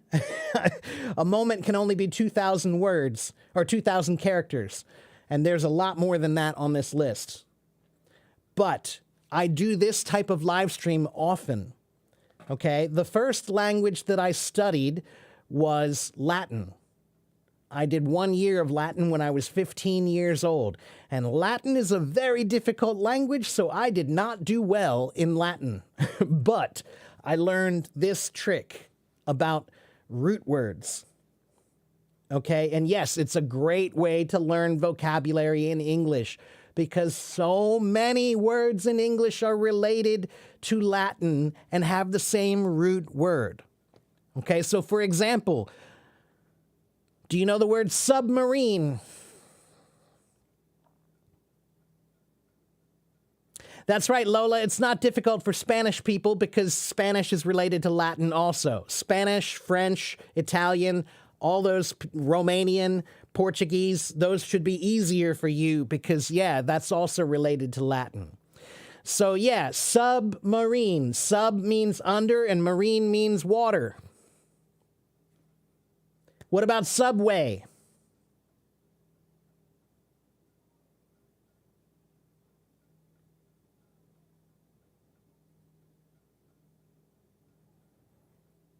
It means the metro, but yes, sub means under, and the word way is an old word that means the road, the path. So subway means the under road. What about the word subject? What about the word subject?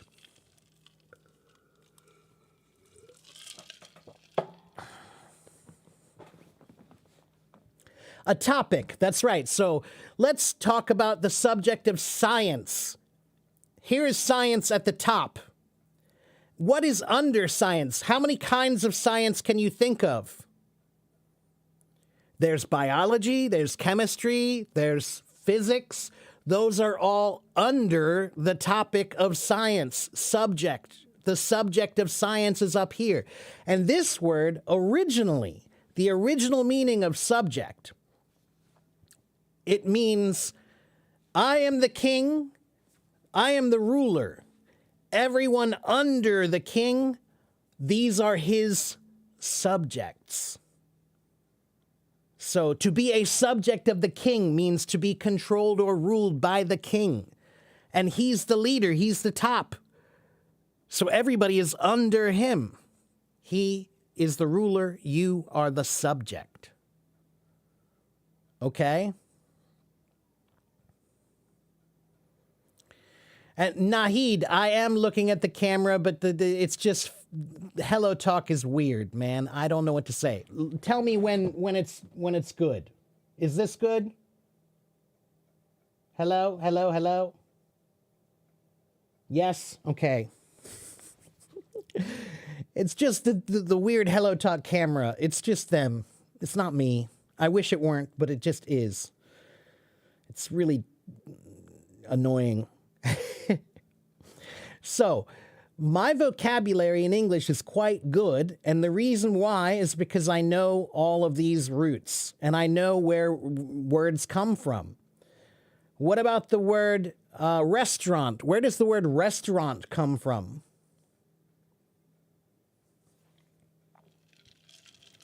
Restaurant. It's French. Well, it's French and Latin, but we'll say it's French. The word restaurant comes from the word to restore. To restore. Because a restaurant was a place that you went to eat food to restore yourself, to give you energy. A restaurant is a place you go to eat food to restore yourself, to get more energy. Okay? What about the word kindergarten? What about kindergarten? Where does that one come from, Norman?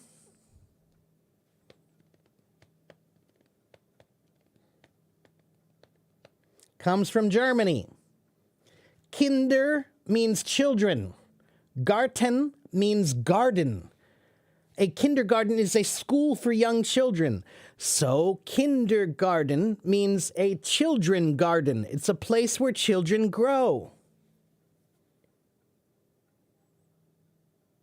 Okay? And actually the word kin means family. Kin means family. It's Old English, Old German, meaning family. Kinder means your children. Okay? What about the word school? School comes from the German word Schule. That's why we spell it that way. A lot of words that have SCH come from either German or Hebrewic German, Hebrew, something like that. What about the word book? Book comes from the German word Buch, B-U-C-H, Buch. That's a German word.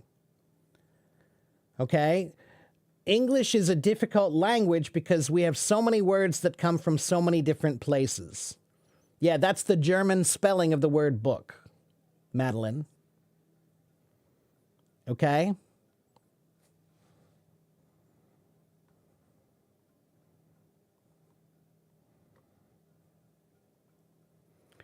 So, anyway, this is a very interesting way to study the words. So let's just very quickly, I was talking about Latin words, but let's talk about French words. How many words in English come from French? The word occasion comes from French. The word machine comes from French. Let's talk about machine for a minute. What is a machine?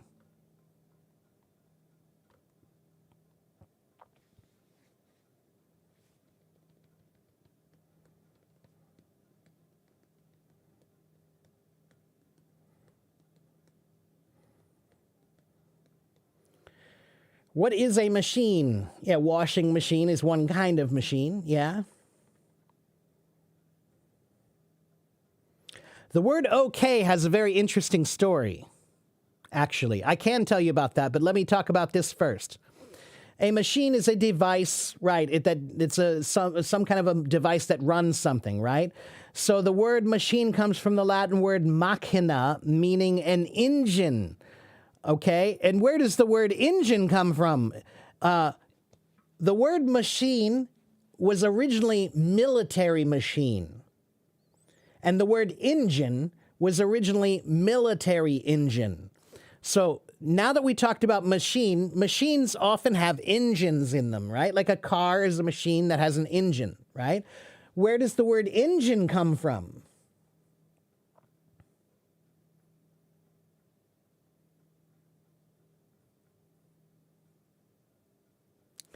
It comes from the French word engin, meaning smart.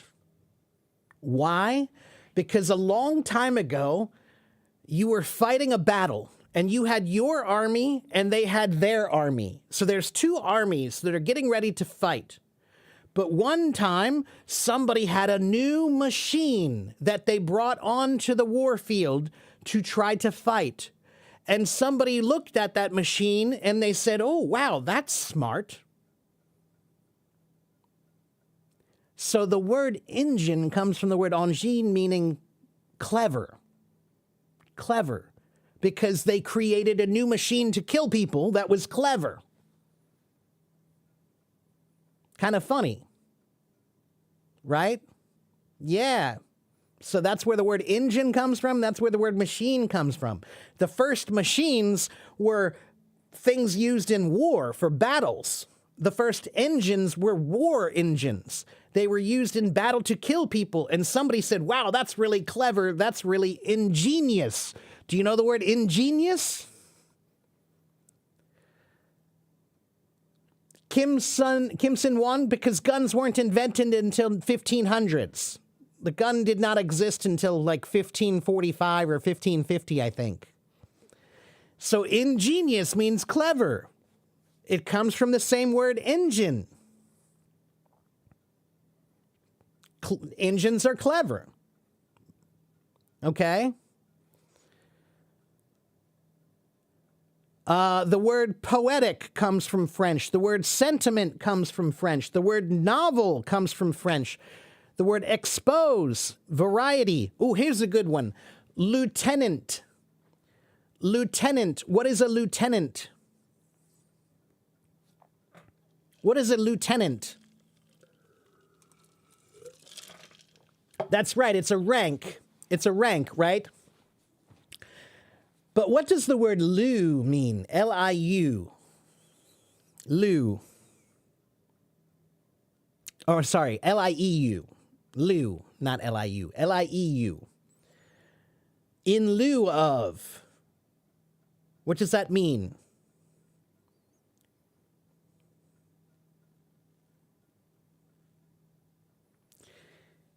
So there are two ways to say this word.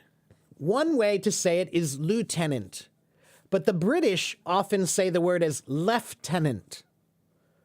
So a lieutenant is, if you are the captain, you're the captain, and the guy to my left, he's my lieutenant.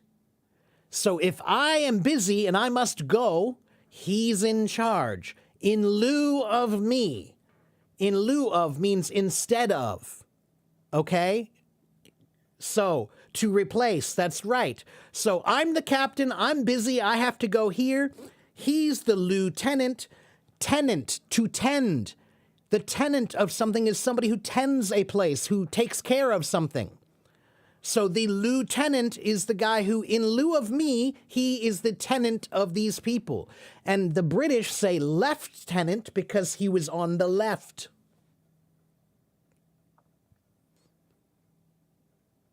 He's in charge. That's right. So lieutenant means the left person is now in charge. Lieutenant means this person is now in charge of me, in lieu of me. That's a good one, right? That's a pretty interesting etymology, I think.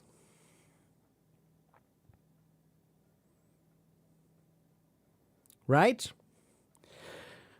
The word resume, French, magnificent, magnifique, French. Enchanted, enchanté, French. Uniform, French. Diplomat, French. Gallery, French. Ridicule, French.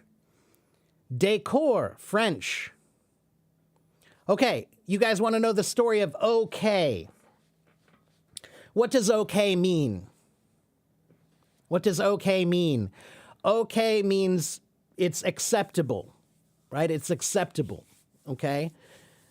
Look, we use the word so often, right? Okay, okay, okay, right? This is a funny word. In the 1930s, I believe it was, 1930s, 1940s, in America. No, it doesn't mean objection killed. No, it does not. In the 1930s and 40s in America, there were a bunch of people in the newspaper, right? The journalists who wrote for newspapers. I'll tell you what it means. Wait 1 second. So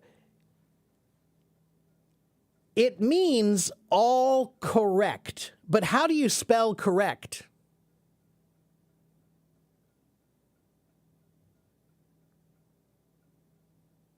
How do you spell all and how do you spell correct? All is A-L-L and correct is C-O-R-R-E-C-T. So this was a weird joke that they used to do in the 1930s, 40s, I believe it was. Wait, let me check to make sure the date is correct. No, it was earlier than that.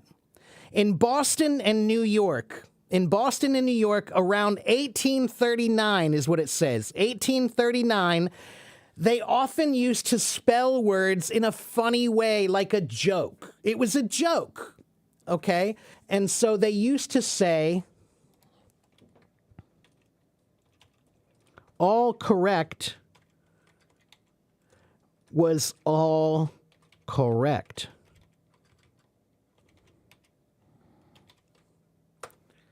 They spelled it like that. O-L-L-C or K-O-R-R-E-C-T. All correct. It was a joke. It was a funny way of spelling something that they used to write down. And there were many of those a long time ago. Okay? Such as they used to say KG, which meant no-go. No-go. It's a no-go means we can't do it. But no is N-O, not K-N-O-W. They used to, it was a literary joke. It was a literary joke they used to do. Enough said. Enough said means you don't need to say anymore. But they used to make it nuff said. N-U-F-F-C-E-D. Not S-A-I-D. So this was it was a kind of a funny way of joking about writing that they used to do. So the word okay comes from the word all correct, O-L-L-K-O-R-R-E-C-T. Korrect, which was just a joke way of spelling Allcorrect. All correct. Okay, it's okay. It's all correct. That's a pretty funny story, right?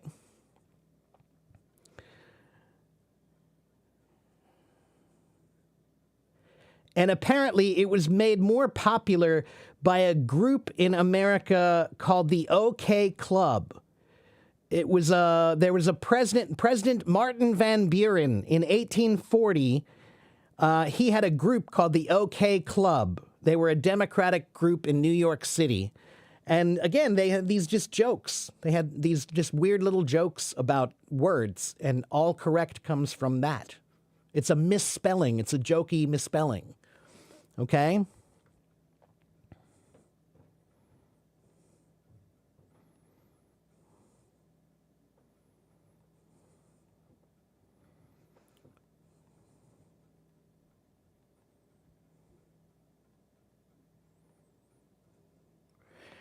So where does AM and PM come from?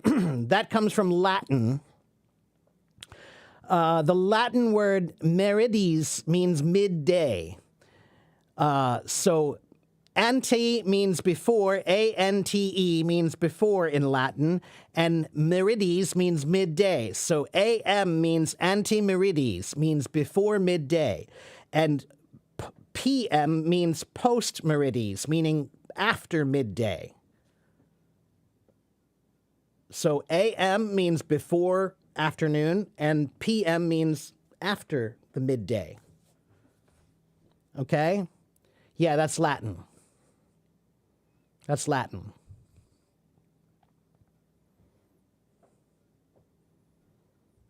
Okay, so look, these are kind of funny. These stories are interesting, and because the stories are interesting, it's much easier to remember these words. You don't have to memorize them. If you find the interesting story, you'll remember. You'll remember because it's interesting. You'll remember the story I told you about malaria. Because malaria, that's a very interesting story, how we got that word, bad air, malaria. Okay? AM, PM, all correct. Okay. Those are interesting stories. So you'll remember, right? That's why this is a great trick for your vocabulary. It's good because so many words come from Latin, and if you learn the root word, you can learn many words that are related to each other. That's one reason. But another reason is because sometimes the stories are really interesting. What about the word car? Where does the word car come from? Where's the word car come from?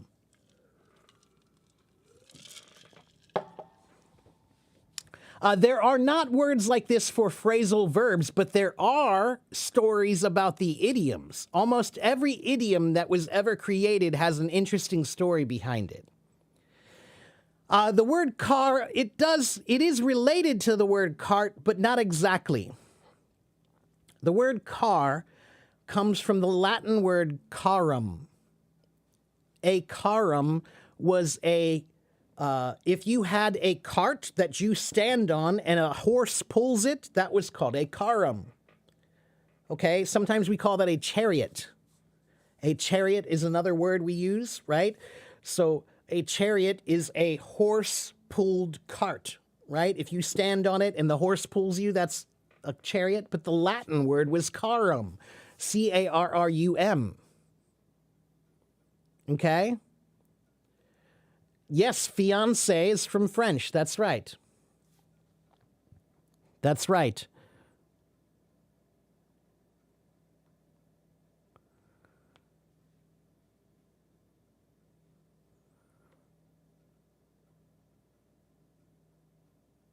The word fiancé, it means to betroth. To betroth means to get married to. It comes from the word fear, F-I-E-R, meaning to trust. Fidare, meaning to trust. It's a Latin word, fidus, meaning faithful. So, your fiance is the one you trust that they will marry you because they said they will. You trust them. That's your fiance. Okay? Genre, actually, genre is a French word. You're right, it's a French word, but it comes from a Latin word. There are many, many words that come from the G-E-N-E Latin or G-E-N Latin root. So, for example, let me think of what's a good one.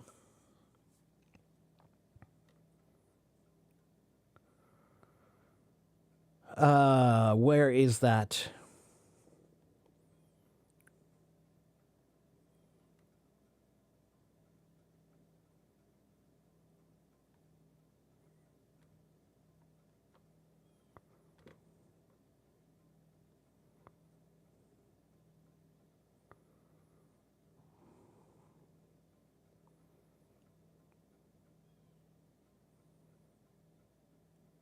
So the word gene,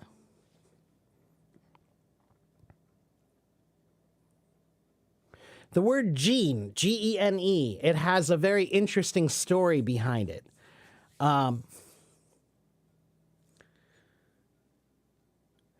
many of you know this word? This is a very difficult word. It's not a very common word anymore, but genuflect. Do you guys know the word genuflect?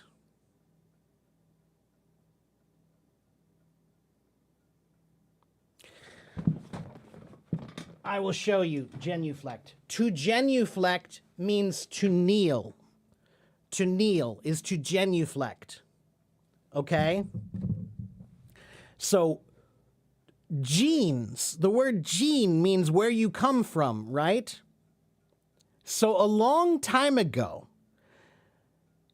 when you had a child, when you had a baby, the man would take the baby and hold the baby in front of everyone and go down on one knee. And this was his way of telling everyone, this is my baby.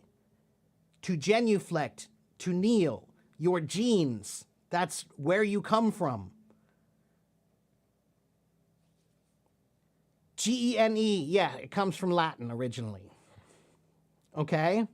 Genot is knee in French. That's right, because that, again, comes from the word meaning to kneel. Because a long time ago, this is how you showed everyone in the world that this is my child. You kneel and show everybody, this is my baby. Okay, the father would do that. Okay?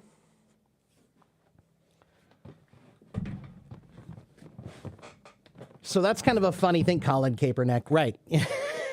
Yeah. That's a little later. And yes, Nakang, almost every medical word comes from Latin. Almost all of them.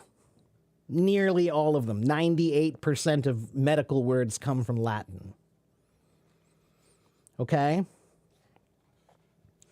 So, again, interesting that all of these words, they have interesting stories. If you just search for them, there are many interesting stories behind the words that you're learning. And it makes it a lot easier to remember them if you learn these stories. Okay?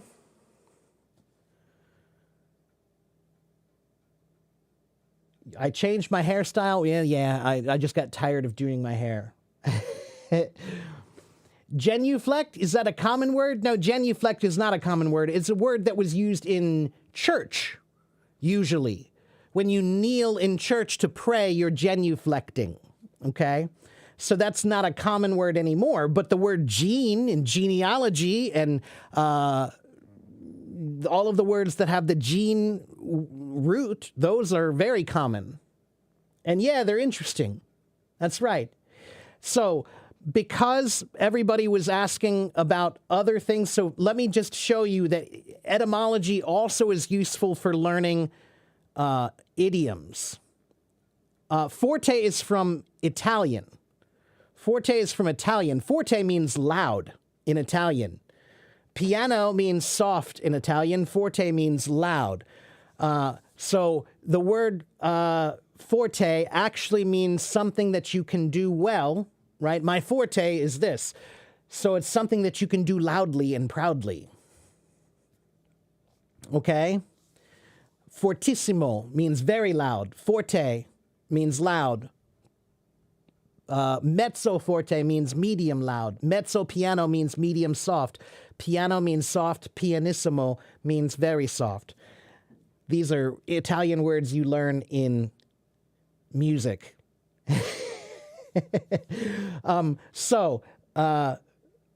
I was talking about idioms for a minute. Let's talk about 2 idioms that I can teach you. One of my favorite idiom stories. Some of you have heard this before if you've watched me before, but this is one of my favorite stories, okay?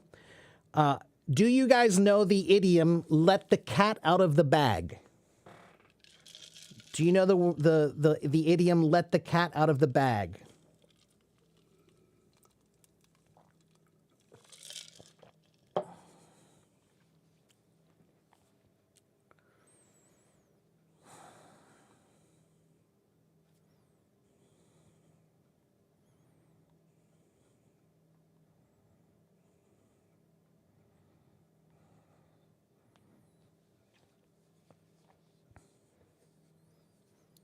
And yes, RSVP, it means répondez s'il vous plaît, meaning please respond. That's what RSVP means. Okay, so so the word, the idiom, let the cat out of the bag, it means to let a secret be told. Okay, something secret is now known. The cat is out of the bag, okay? And there's another idiom that's related to this idiom. A pig in a poke. A pig in a poke. Do you know what a pig in a poke is? What does a pig in a poke mean?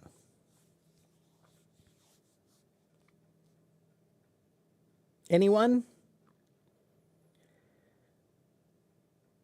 A pig in a poke is an idiom that means to buy something without looking carefully at it first, without checking it, without examining it. So if you bought something on the internet and, you say, oh, look, they're selling a new iPhone and it's very cheap, only $100, and you pay $100 and then they send you the box and you open the box and there's a rock in there. You bought a pig in a poke. A pig in a poke means you bought something without checking first, okay? So these 2 idioms are related. Let the cat out of the bag and a pig in a poke. Here's the story. Let's say you live in Europe. A long time ago, you live in France, okay? And you want to make dinner for your family. So you decide to go to the market to buy some food. And one thing that they used to buy sometimes was a baby pig. A baby pig. You'd go to the market to buy a baby pig to make for dinner. Okay? Why did they have a baby pig? Because nobody's going to buy a full pig. That's too much. So they bought a baby pig. Okay? And of course, the baby pig was alive because that's the only way you could know that the meat was fresh. It had to be alive. Okay, you would go home and kill it and cook it, okay? So one day you're going to the market, la-di-da-di-da, but you're in a rush. You're late. So you go to the market and you see the man with the baby pigs for sale. And he has the pig in a bag, right? They put the pig in a bag. And the old word for bag was poke. So a pig in a poke means a pig in a bag. Okay? Poke is a bag. A big bag is a poke. We don't use that word to mean that anymore. But a long time ago, the word poke meant a bag. So you're late and you're running to get the food. So you go and you give the guy the money and he gives you the pig in the bag. And you run home and then you go and you open the bag to look and get your pig. But he tricked you. He put a cat in there.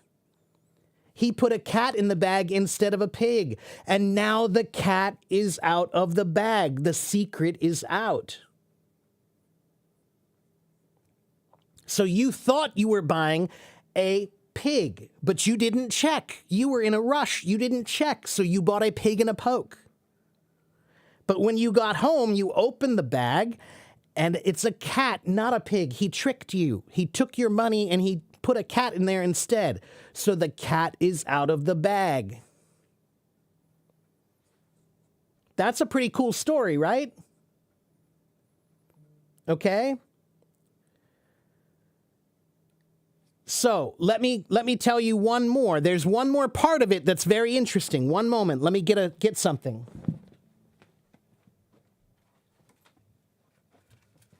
So a long time ago, I told you that the word poke means a large bag. Okay? Well, there are many, many words in English that come from French that in French, if a word ends with E-T-T-E, if E-T-T-E is at the end of the word in French, it means feminine or something smaller, something smaller. So for example, what do you call the big brown thing that people smoke? What do you call the big brown one that you smoke? The big fat brown one. What is that called? That is called a cigar. But what do you call the small white one? It is called a cigarette. E-T-T-E means smaller. So cigar is the big one. Cigarette is the smaller one because E-T-T-E means smaller. So a large bag was called a poke, but a small bag was called a pokette. And a long time ago, you used to carry your money in a pokette. Okay? But one day, somebody got very smart and they said, well, wait a minute. I don't want to tie this to my... I'm tying it to here, but that's not a good way. What if I take this and I sew it onto my clothing? Now a pokette becomes a pocket. So the word pocket comes from the word pocket, meaning a small bag. Because that's what a pocket is. A pocket is a small bag that they sewed to your clothing, right? Here's my pocket. It's a bag. It's on my clothes. So with that one story, I told you about let the cat out of the bag, a pig and a poke, right? Let the cat out of the bag means a secret is told. A pig and a poke means you bought something without checking. A poke means a bag. A pokette means a small bag, just like a cigar is the big one you smoke and a cigarette is the small one you smoke. And the pokette became a pocket. Ta-da! That's my favorite story to tell about etymology. So many great things you can learn in that one, right? Yeah. Voila. All right. So yeah, that's why etymology is a really cool thing to learn, everybody. It can help you remember the meaning because the meanings are interesting sometimes. It can help you understand the spelling. How about the word though? Though, T-H-O-U-G-H. How many of you hate that word because you don't understand why do we have all these extra letters? Why is it pronounced though, but they have the O-U-G-H? Why? That's weird, right? Well, let me tell you why. Any word that has O-U-G-H, those words come from Old English and Old Germanic, okay? But a long time ago, the word though was pronounced differently. Now we say though, but a long time ago, many hundreds of years ago, the word was pronounced thoch, thoch, thoch. It had this sound, okay? But the people who wrote things down, they didn't know how to write that. They couldn't figure out what letters do we use to write that. Is it CH? Is it GH? What is it? We don't know. So for a few, maybe 100 years or so, they wrote many different things. But eventually they decided that GH was the closest thing to that sound. But the word, we changed the pronunciation. Eventually we lost that sound. We don't use that sound in the English word anymore. That's right, like doch. That's right. Okay, so the word though used to be pronounced as though. And the GH was the closest thing they could do to write that sound. And now you know why we spell it that way still. Because that's where it originally comes from. Okay? Even Americans don't know that. Native speakers, almost none of them know that story. They didn't teach us that in school. Okay? But that's kind of cool, right, to know? Mohammed, can I provide some practical advice on ways to improve your English speaking? I can, Mohammed. First of all, go to my YouTube channel. On my YouTube channel, I have many, many live streams you can watch with many tips about learning English. I have over 65,000 followers here. 65,000 followers. People ask me lots of questions about English. People ask me a lot of questions about English. I've been teaching for about 30 years. So, I can help you. Go to my YouTube channel and you can watch and get lots of tips about learning English. All right? Thank you, everybody. You guys are nice. Thank you, Finn. And again, somebody was asking about RSVP. It means Répondez, s'il vous plaît, meaning please respond in French. Okay? How about the word night? That has an interesting story, too, if I remember correctly. Let me find it very quickly. N-I-G-H-T. So the word night comes from the old German word net, K-N-E-H-T, meaning a boy or a youth or a lad. So a knight was a servant, right? A servant of the king is a knight. Okay? First you started as a, what do they call that? Oh, I can't remember the word now.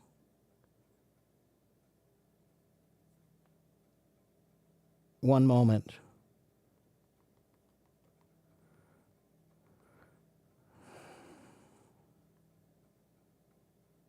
Squire. That's the word I was looking for. Squire. First, you're a squire, which means the most basic servant, the most basic low-level servant. And after you have served for a while, then you become a higher-level servant, a knight. And the original word knight just meant a boy, a youth, a lad. Okay? So eventually it just meant a military follower of the king. It's the king's boy, the king's knight. And it was an elevated service, right? The first level was squire. So first you were a commoner. You were just a common person, a subject of the king. But if you wanted to serve the king, you could become a squire. The squire served the knight. The knight served the king.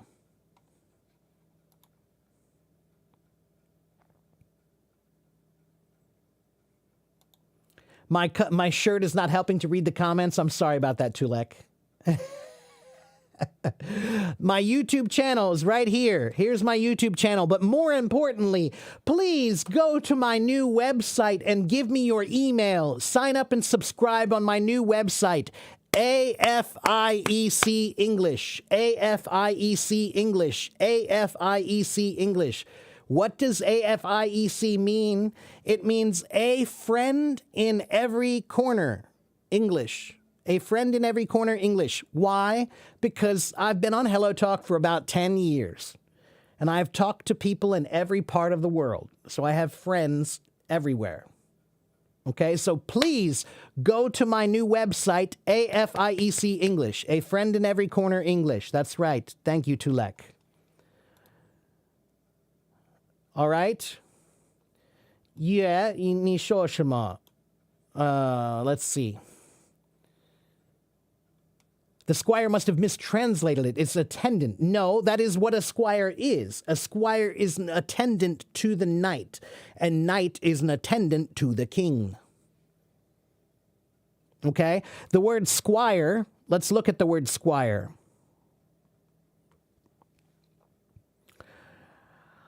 It comes from the word esquire. It means a shield carrier. A shield carrier. So the knight had a shield and a sword. Okay, here, let me show you.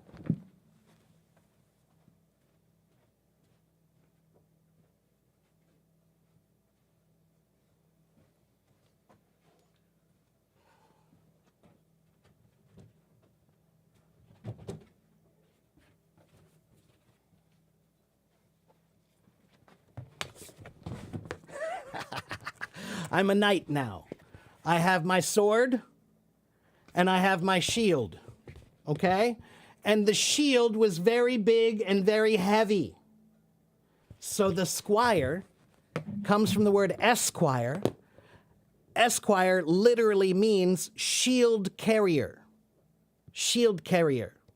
Okay? And that's what this squire was. He would carry the shield for the knight. And the knight was the servant of the king.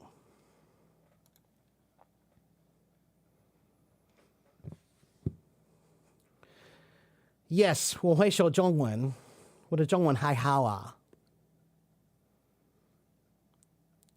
Escudo, yes, and Tulek, in England, they still sometimes call a lawyer. A lawyer is sometimes you'll say esquire. So you'll say your name, Mark Sampson Esquire, and it means the person who defends you or serves you. Yeah, an esquire is a lawyer in some cases. It's not a very commonly used word anymore, especially in America. But yeah, okay?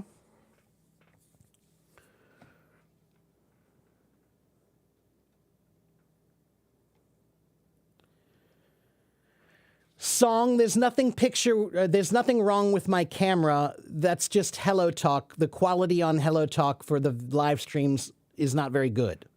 If you go to my YouTube channel right here, you will see I'm on YouTube right now on one screen and I'm on HelloTalk on the other screen. Okay, if you go to my YouTube channel, you will see the picture is perfectly clear and the microphone is excellent. Okay, thank you, Madeline. I'm glad you like your class, my class. Thank you, Carrot.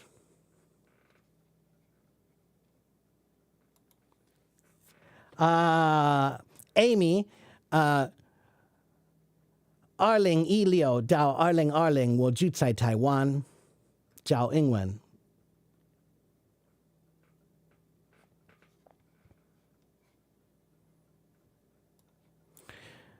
Please go to my website also, everybody. My website is very important to me. If you support me and you like what I do, then please go to my website and just subscribe. It doesn't cost you anything. You just have to give me your email. It will be very quick. Okay? Very, very quick. 是不是 something? Huh? Let me see. That's too hard for me. Is HelloTalk banning computer live broadcasts? I asked customer service and they said this function is not banned. It's not banned, no, but there are not many people who do it on their computer.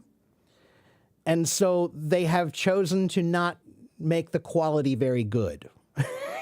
So if I do my live stream on my phone, the quality will be great. But because I do my live stream on my computer, the quality is not good. Okay? Unfortunately. And I do my live stream on my computer because every Hello Talk live stream, I also broadcast it on YouTube. So this is now being recorded for my YouTube channel. You can go watch this live stream again on my YouTube. So if you like all this stuff and if you missed anything, you can watch this again on my YouTube channel. Do I have Douyin? I don't have Douyin yet. I'm gonna try to get one. I want to try to get a Bilibili, a Douyin, and a little red book at some point, but it's difficult. Ro Lovely, 我觉得你可以在我的 YouTube， 我有很多中国人，他们用，我觉得他们用魔法。你需要用特别的魔法。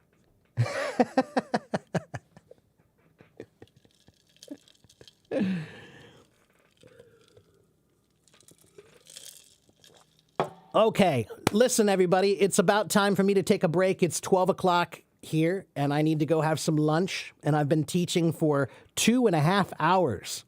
2.5 hours. So once again, I please ask you to go to my new website, okay? Will you get email notifications after you subscribe to your website? You should, if you subscribe to my website, it will say thank you for subscribing or thank you for submitting, okay? And then I have your email, and then I can give you updates about what I'm doing and when my schedule will be and when my classes are and what kind of lessons I have. I have private lessons. I have group lessons. I have a book I'm writing. I'm working on a book. I'm working on a YouTube video course. Okay, so I'm working on many, many, many things. Okay? Don't I get tired of saying that? No. It's my job. Zach? Please do not burn out. Yeah, I know, it's hard. I run the risk sometimes of burning out because I do work all the time. All the time.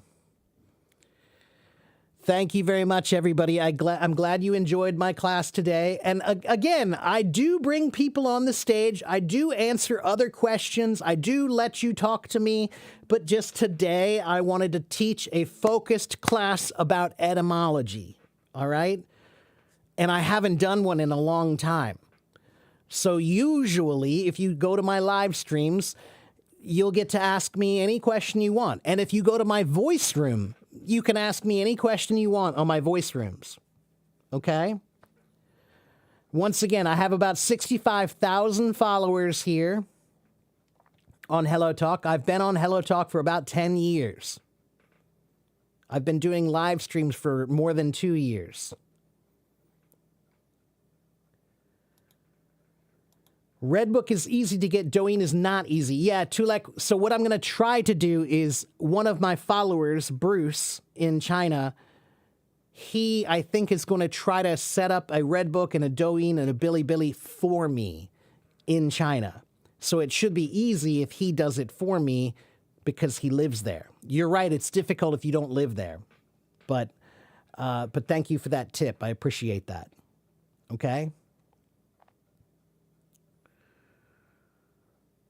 Okay. All right, everybody. Thank you very much for paying attention. Entomology. Entomology is the study of bugs. Etymology is the study of words and where they come from. Yeah. Okay? Thank you very much, guys. I appreciate it. I'll be back tomorrow for a voice room. So come back and see me tomorrow for a voice room, okay? And please, once again, go to my website, afiecenglish.com, afiecenglish.com, afiecenglish.com. Okay, tomorrow, I'm not sure what time tomorrow because I've got a busy schedule tomorrow, but sometime in the afternoon, early evening, okay? All right, I must go. I'll see you guys next time. Don't forget to be a language warrior. Have a good morning, have a good afternoon, have a good evening, wherever you are in the world, and I will see you guys next time. Bye-bye.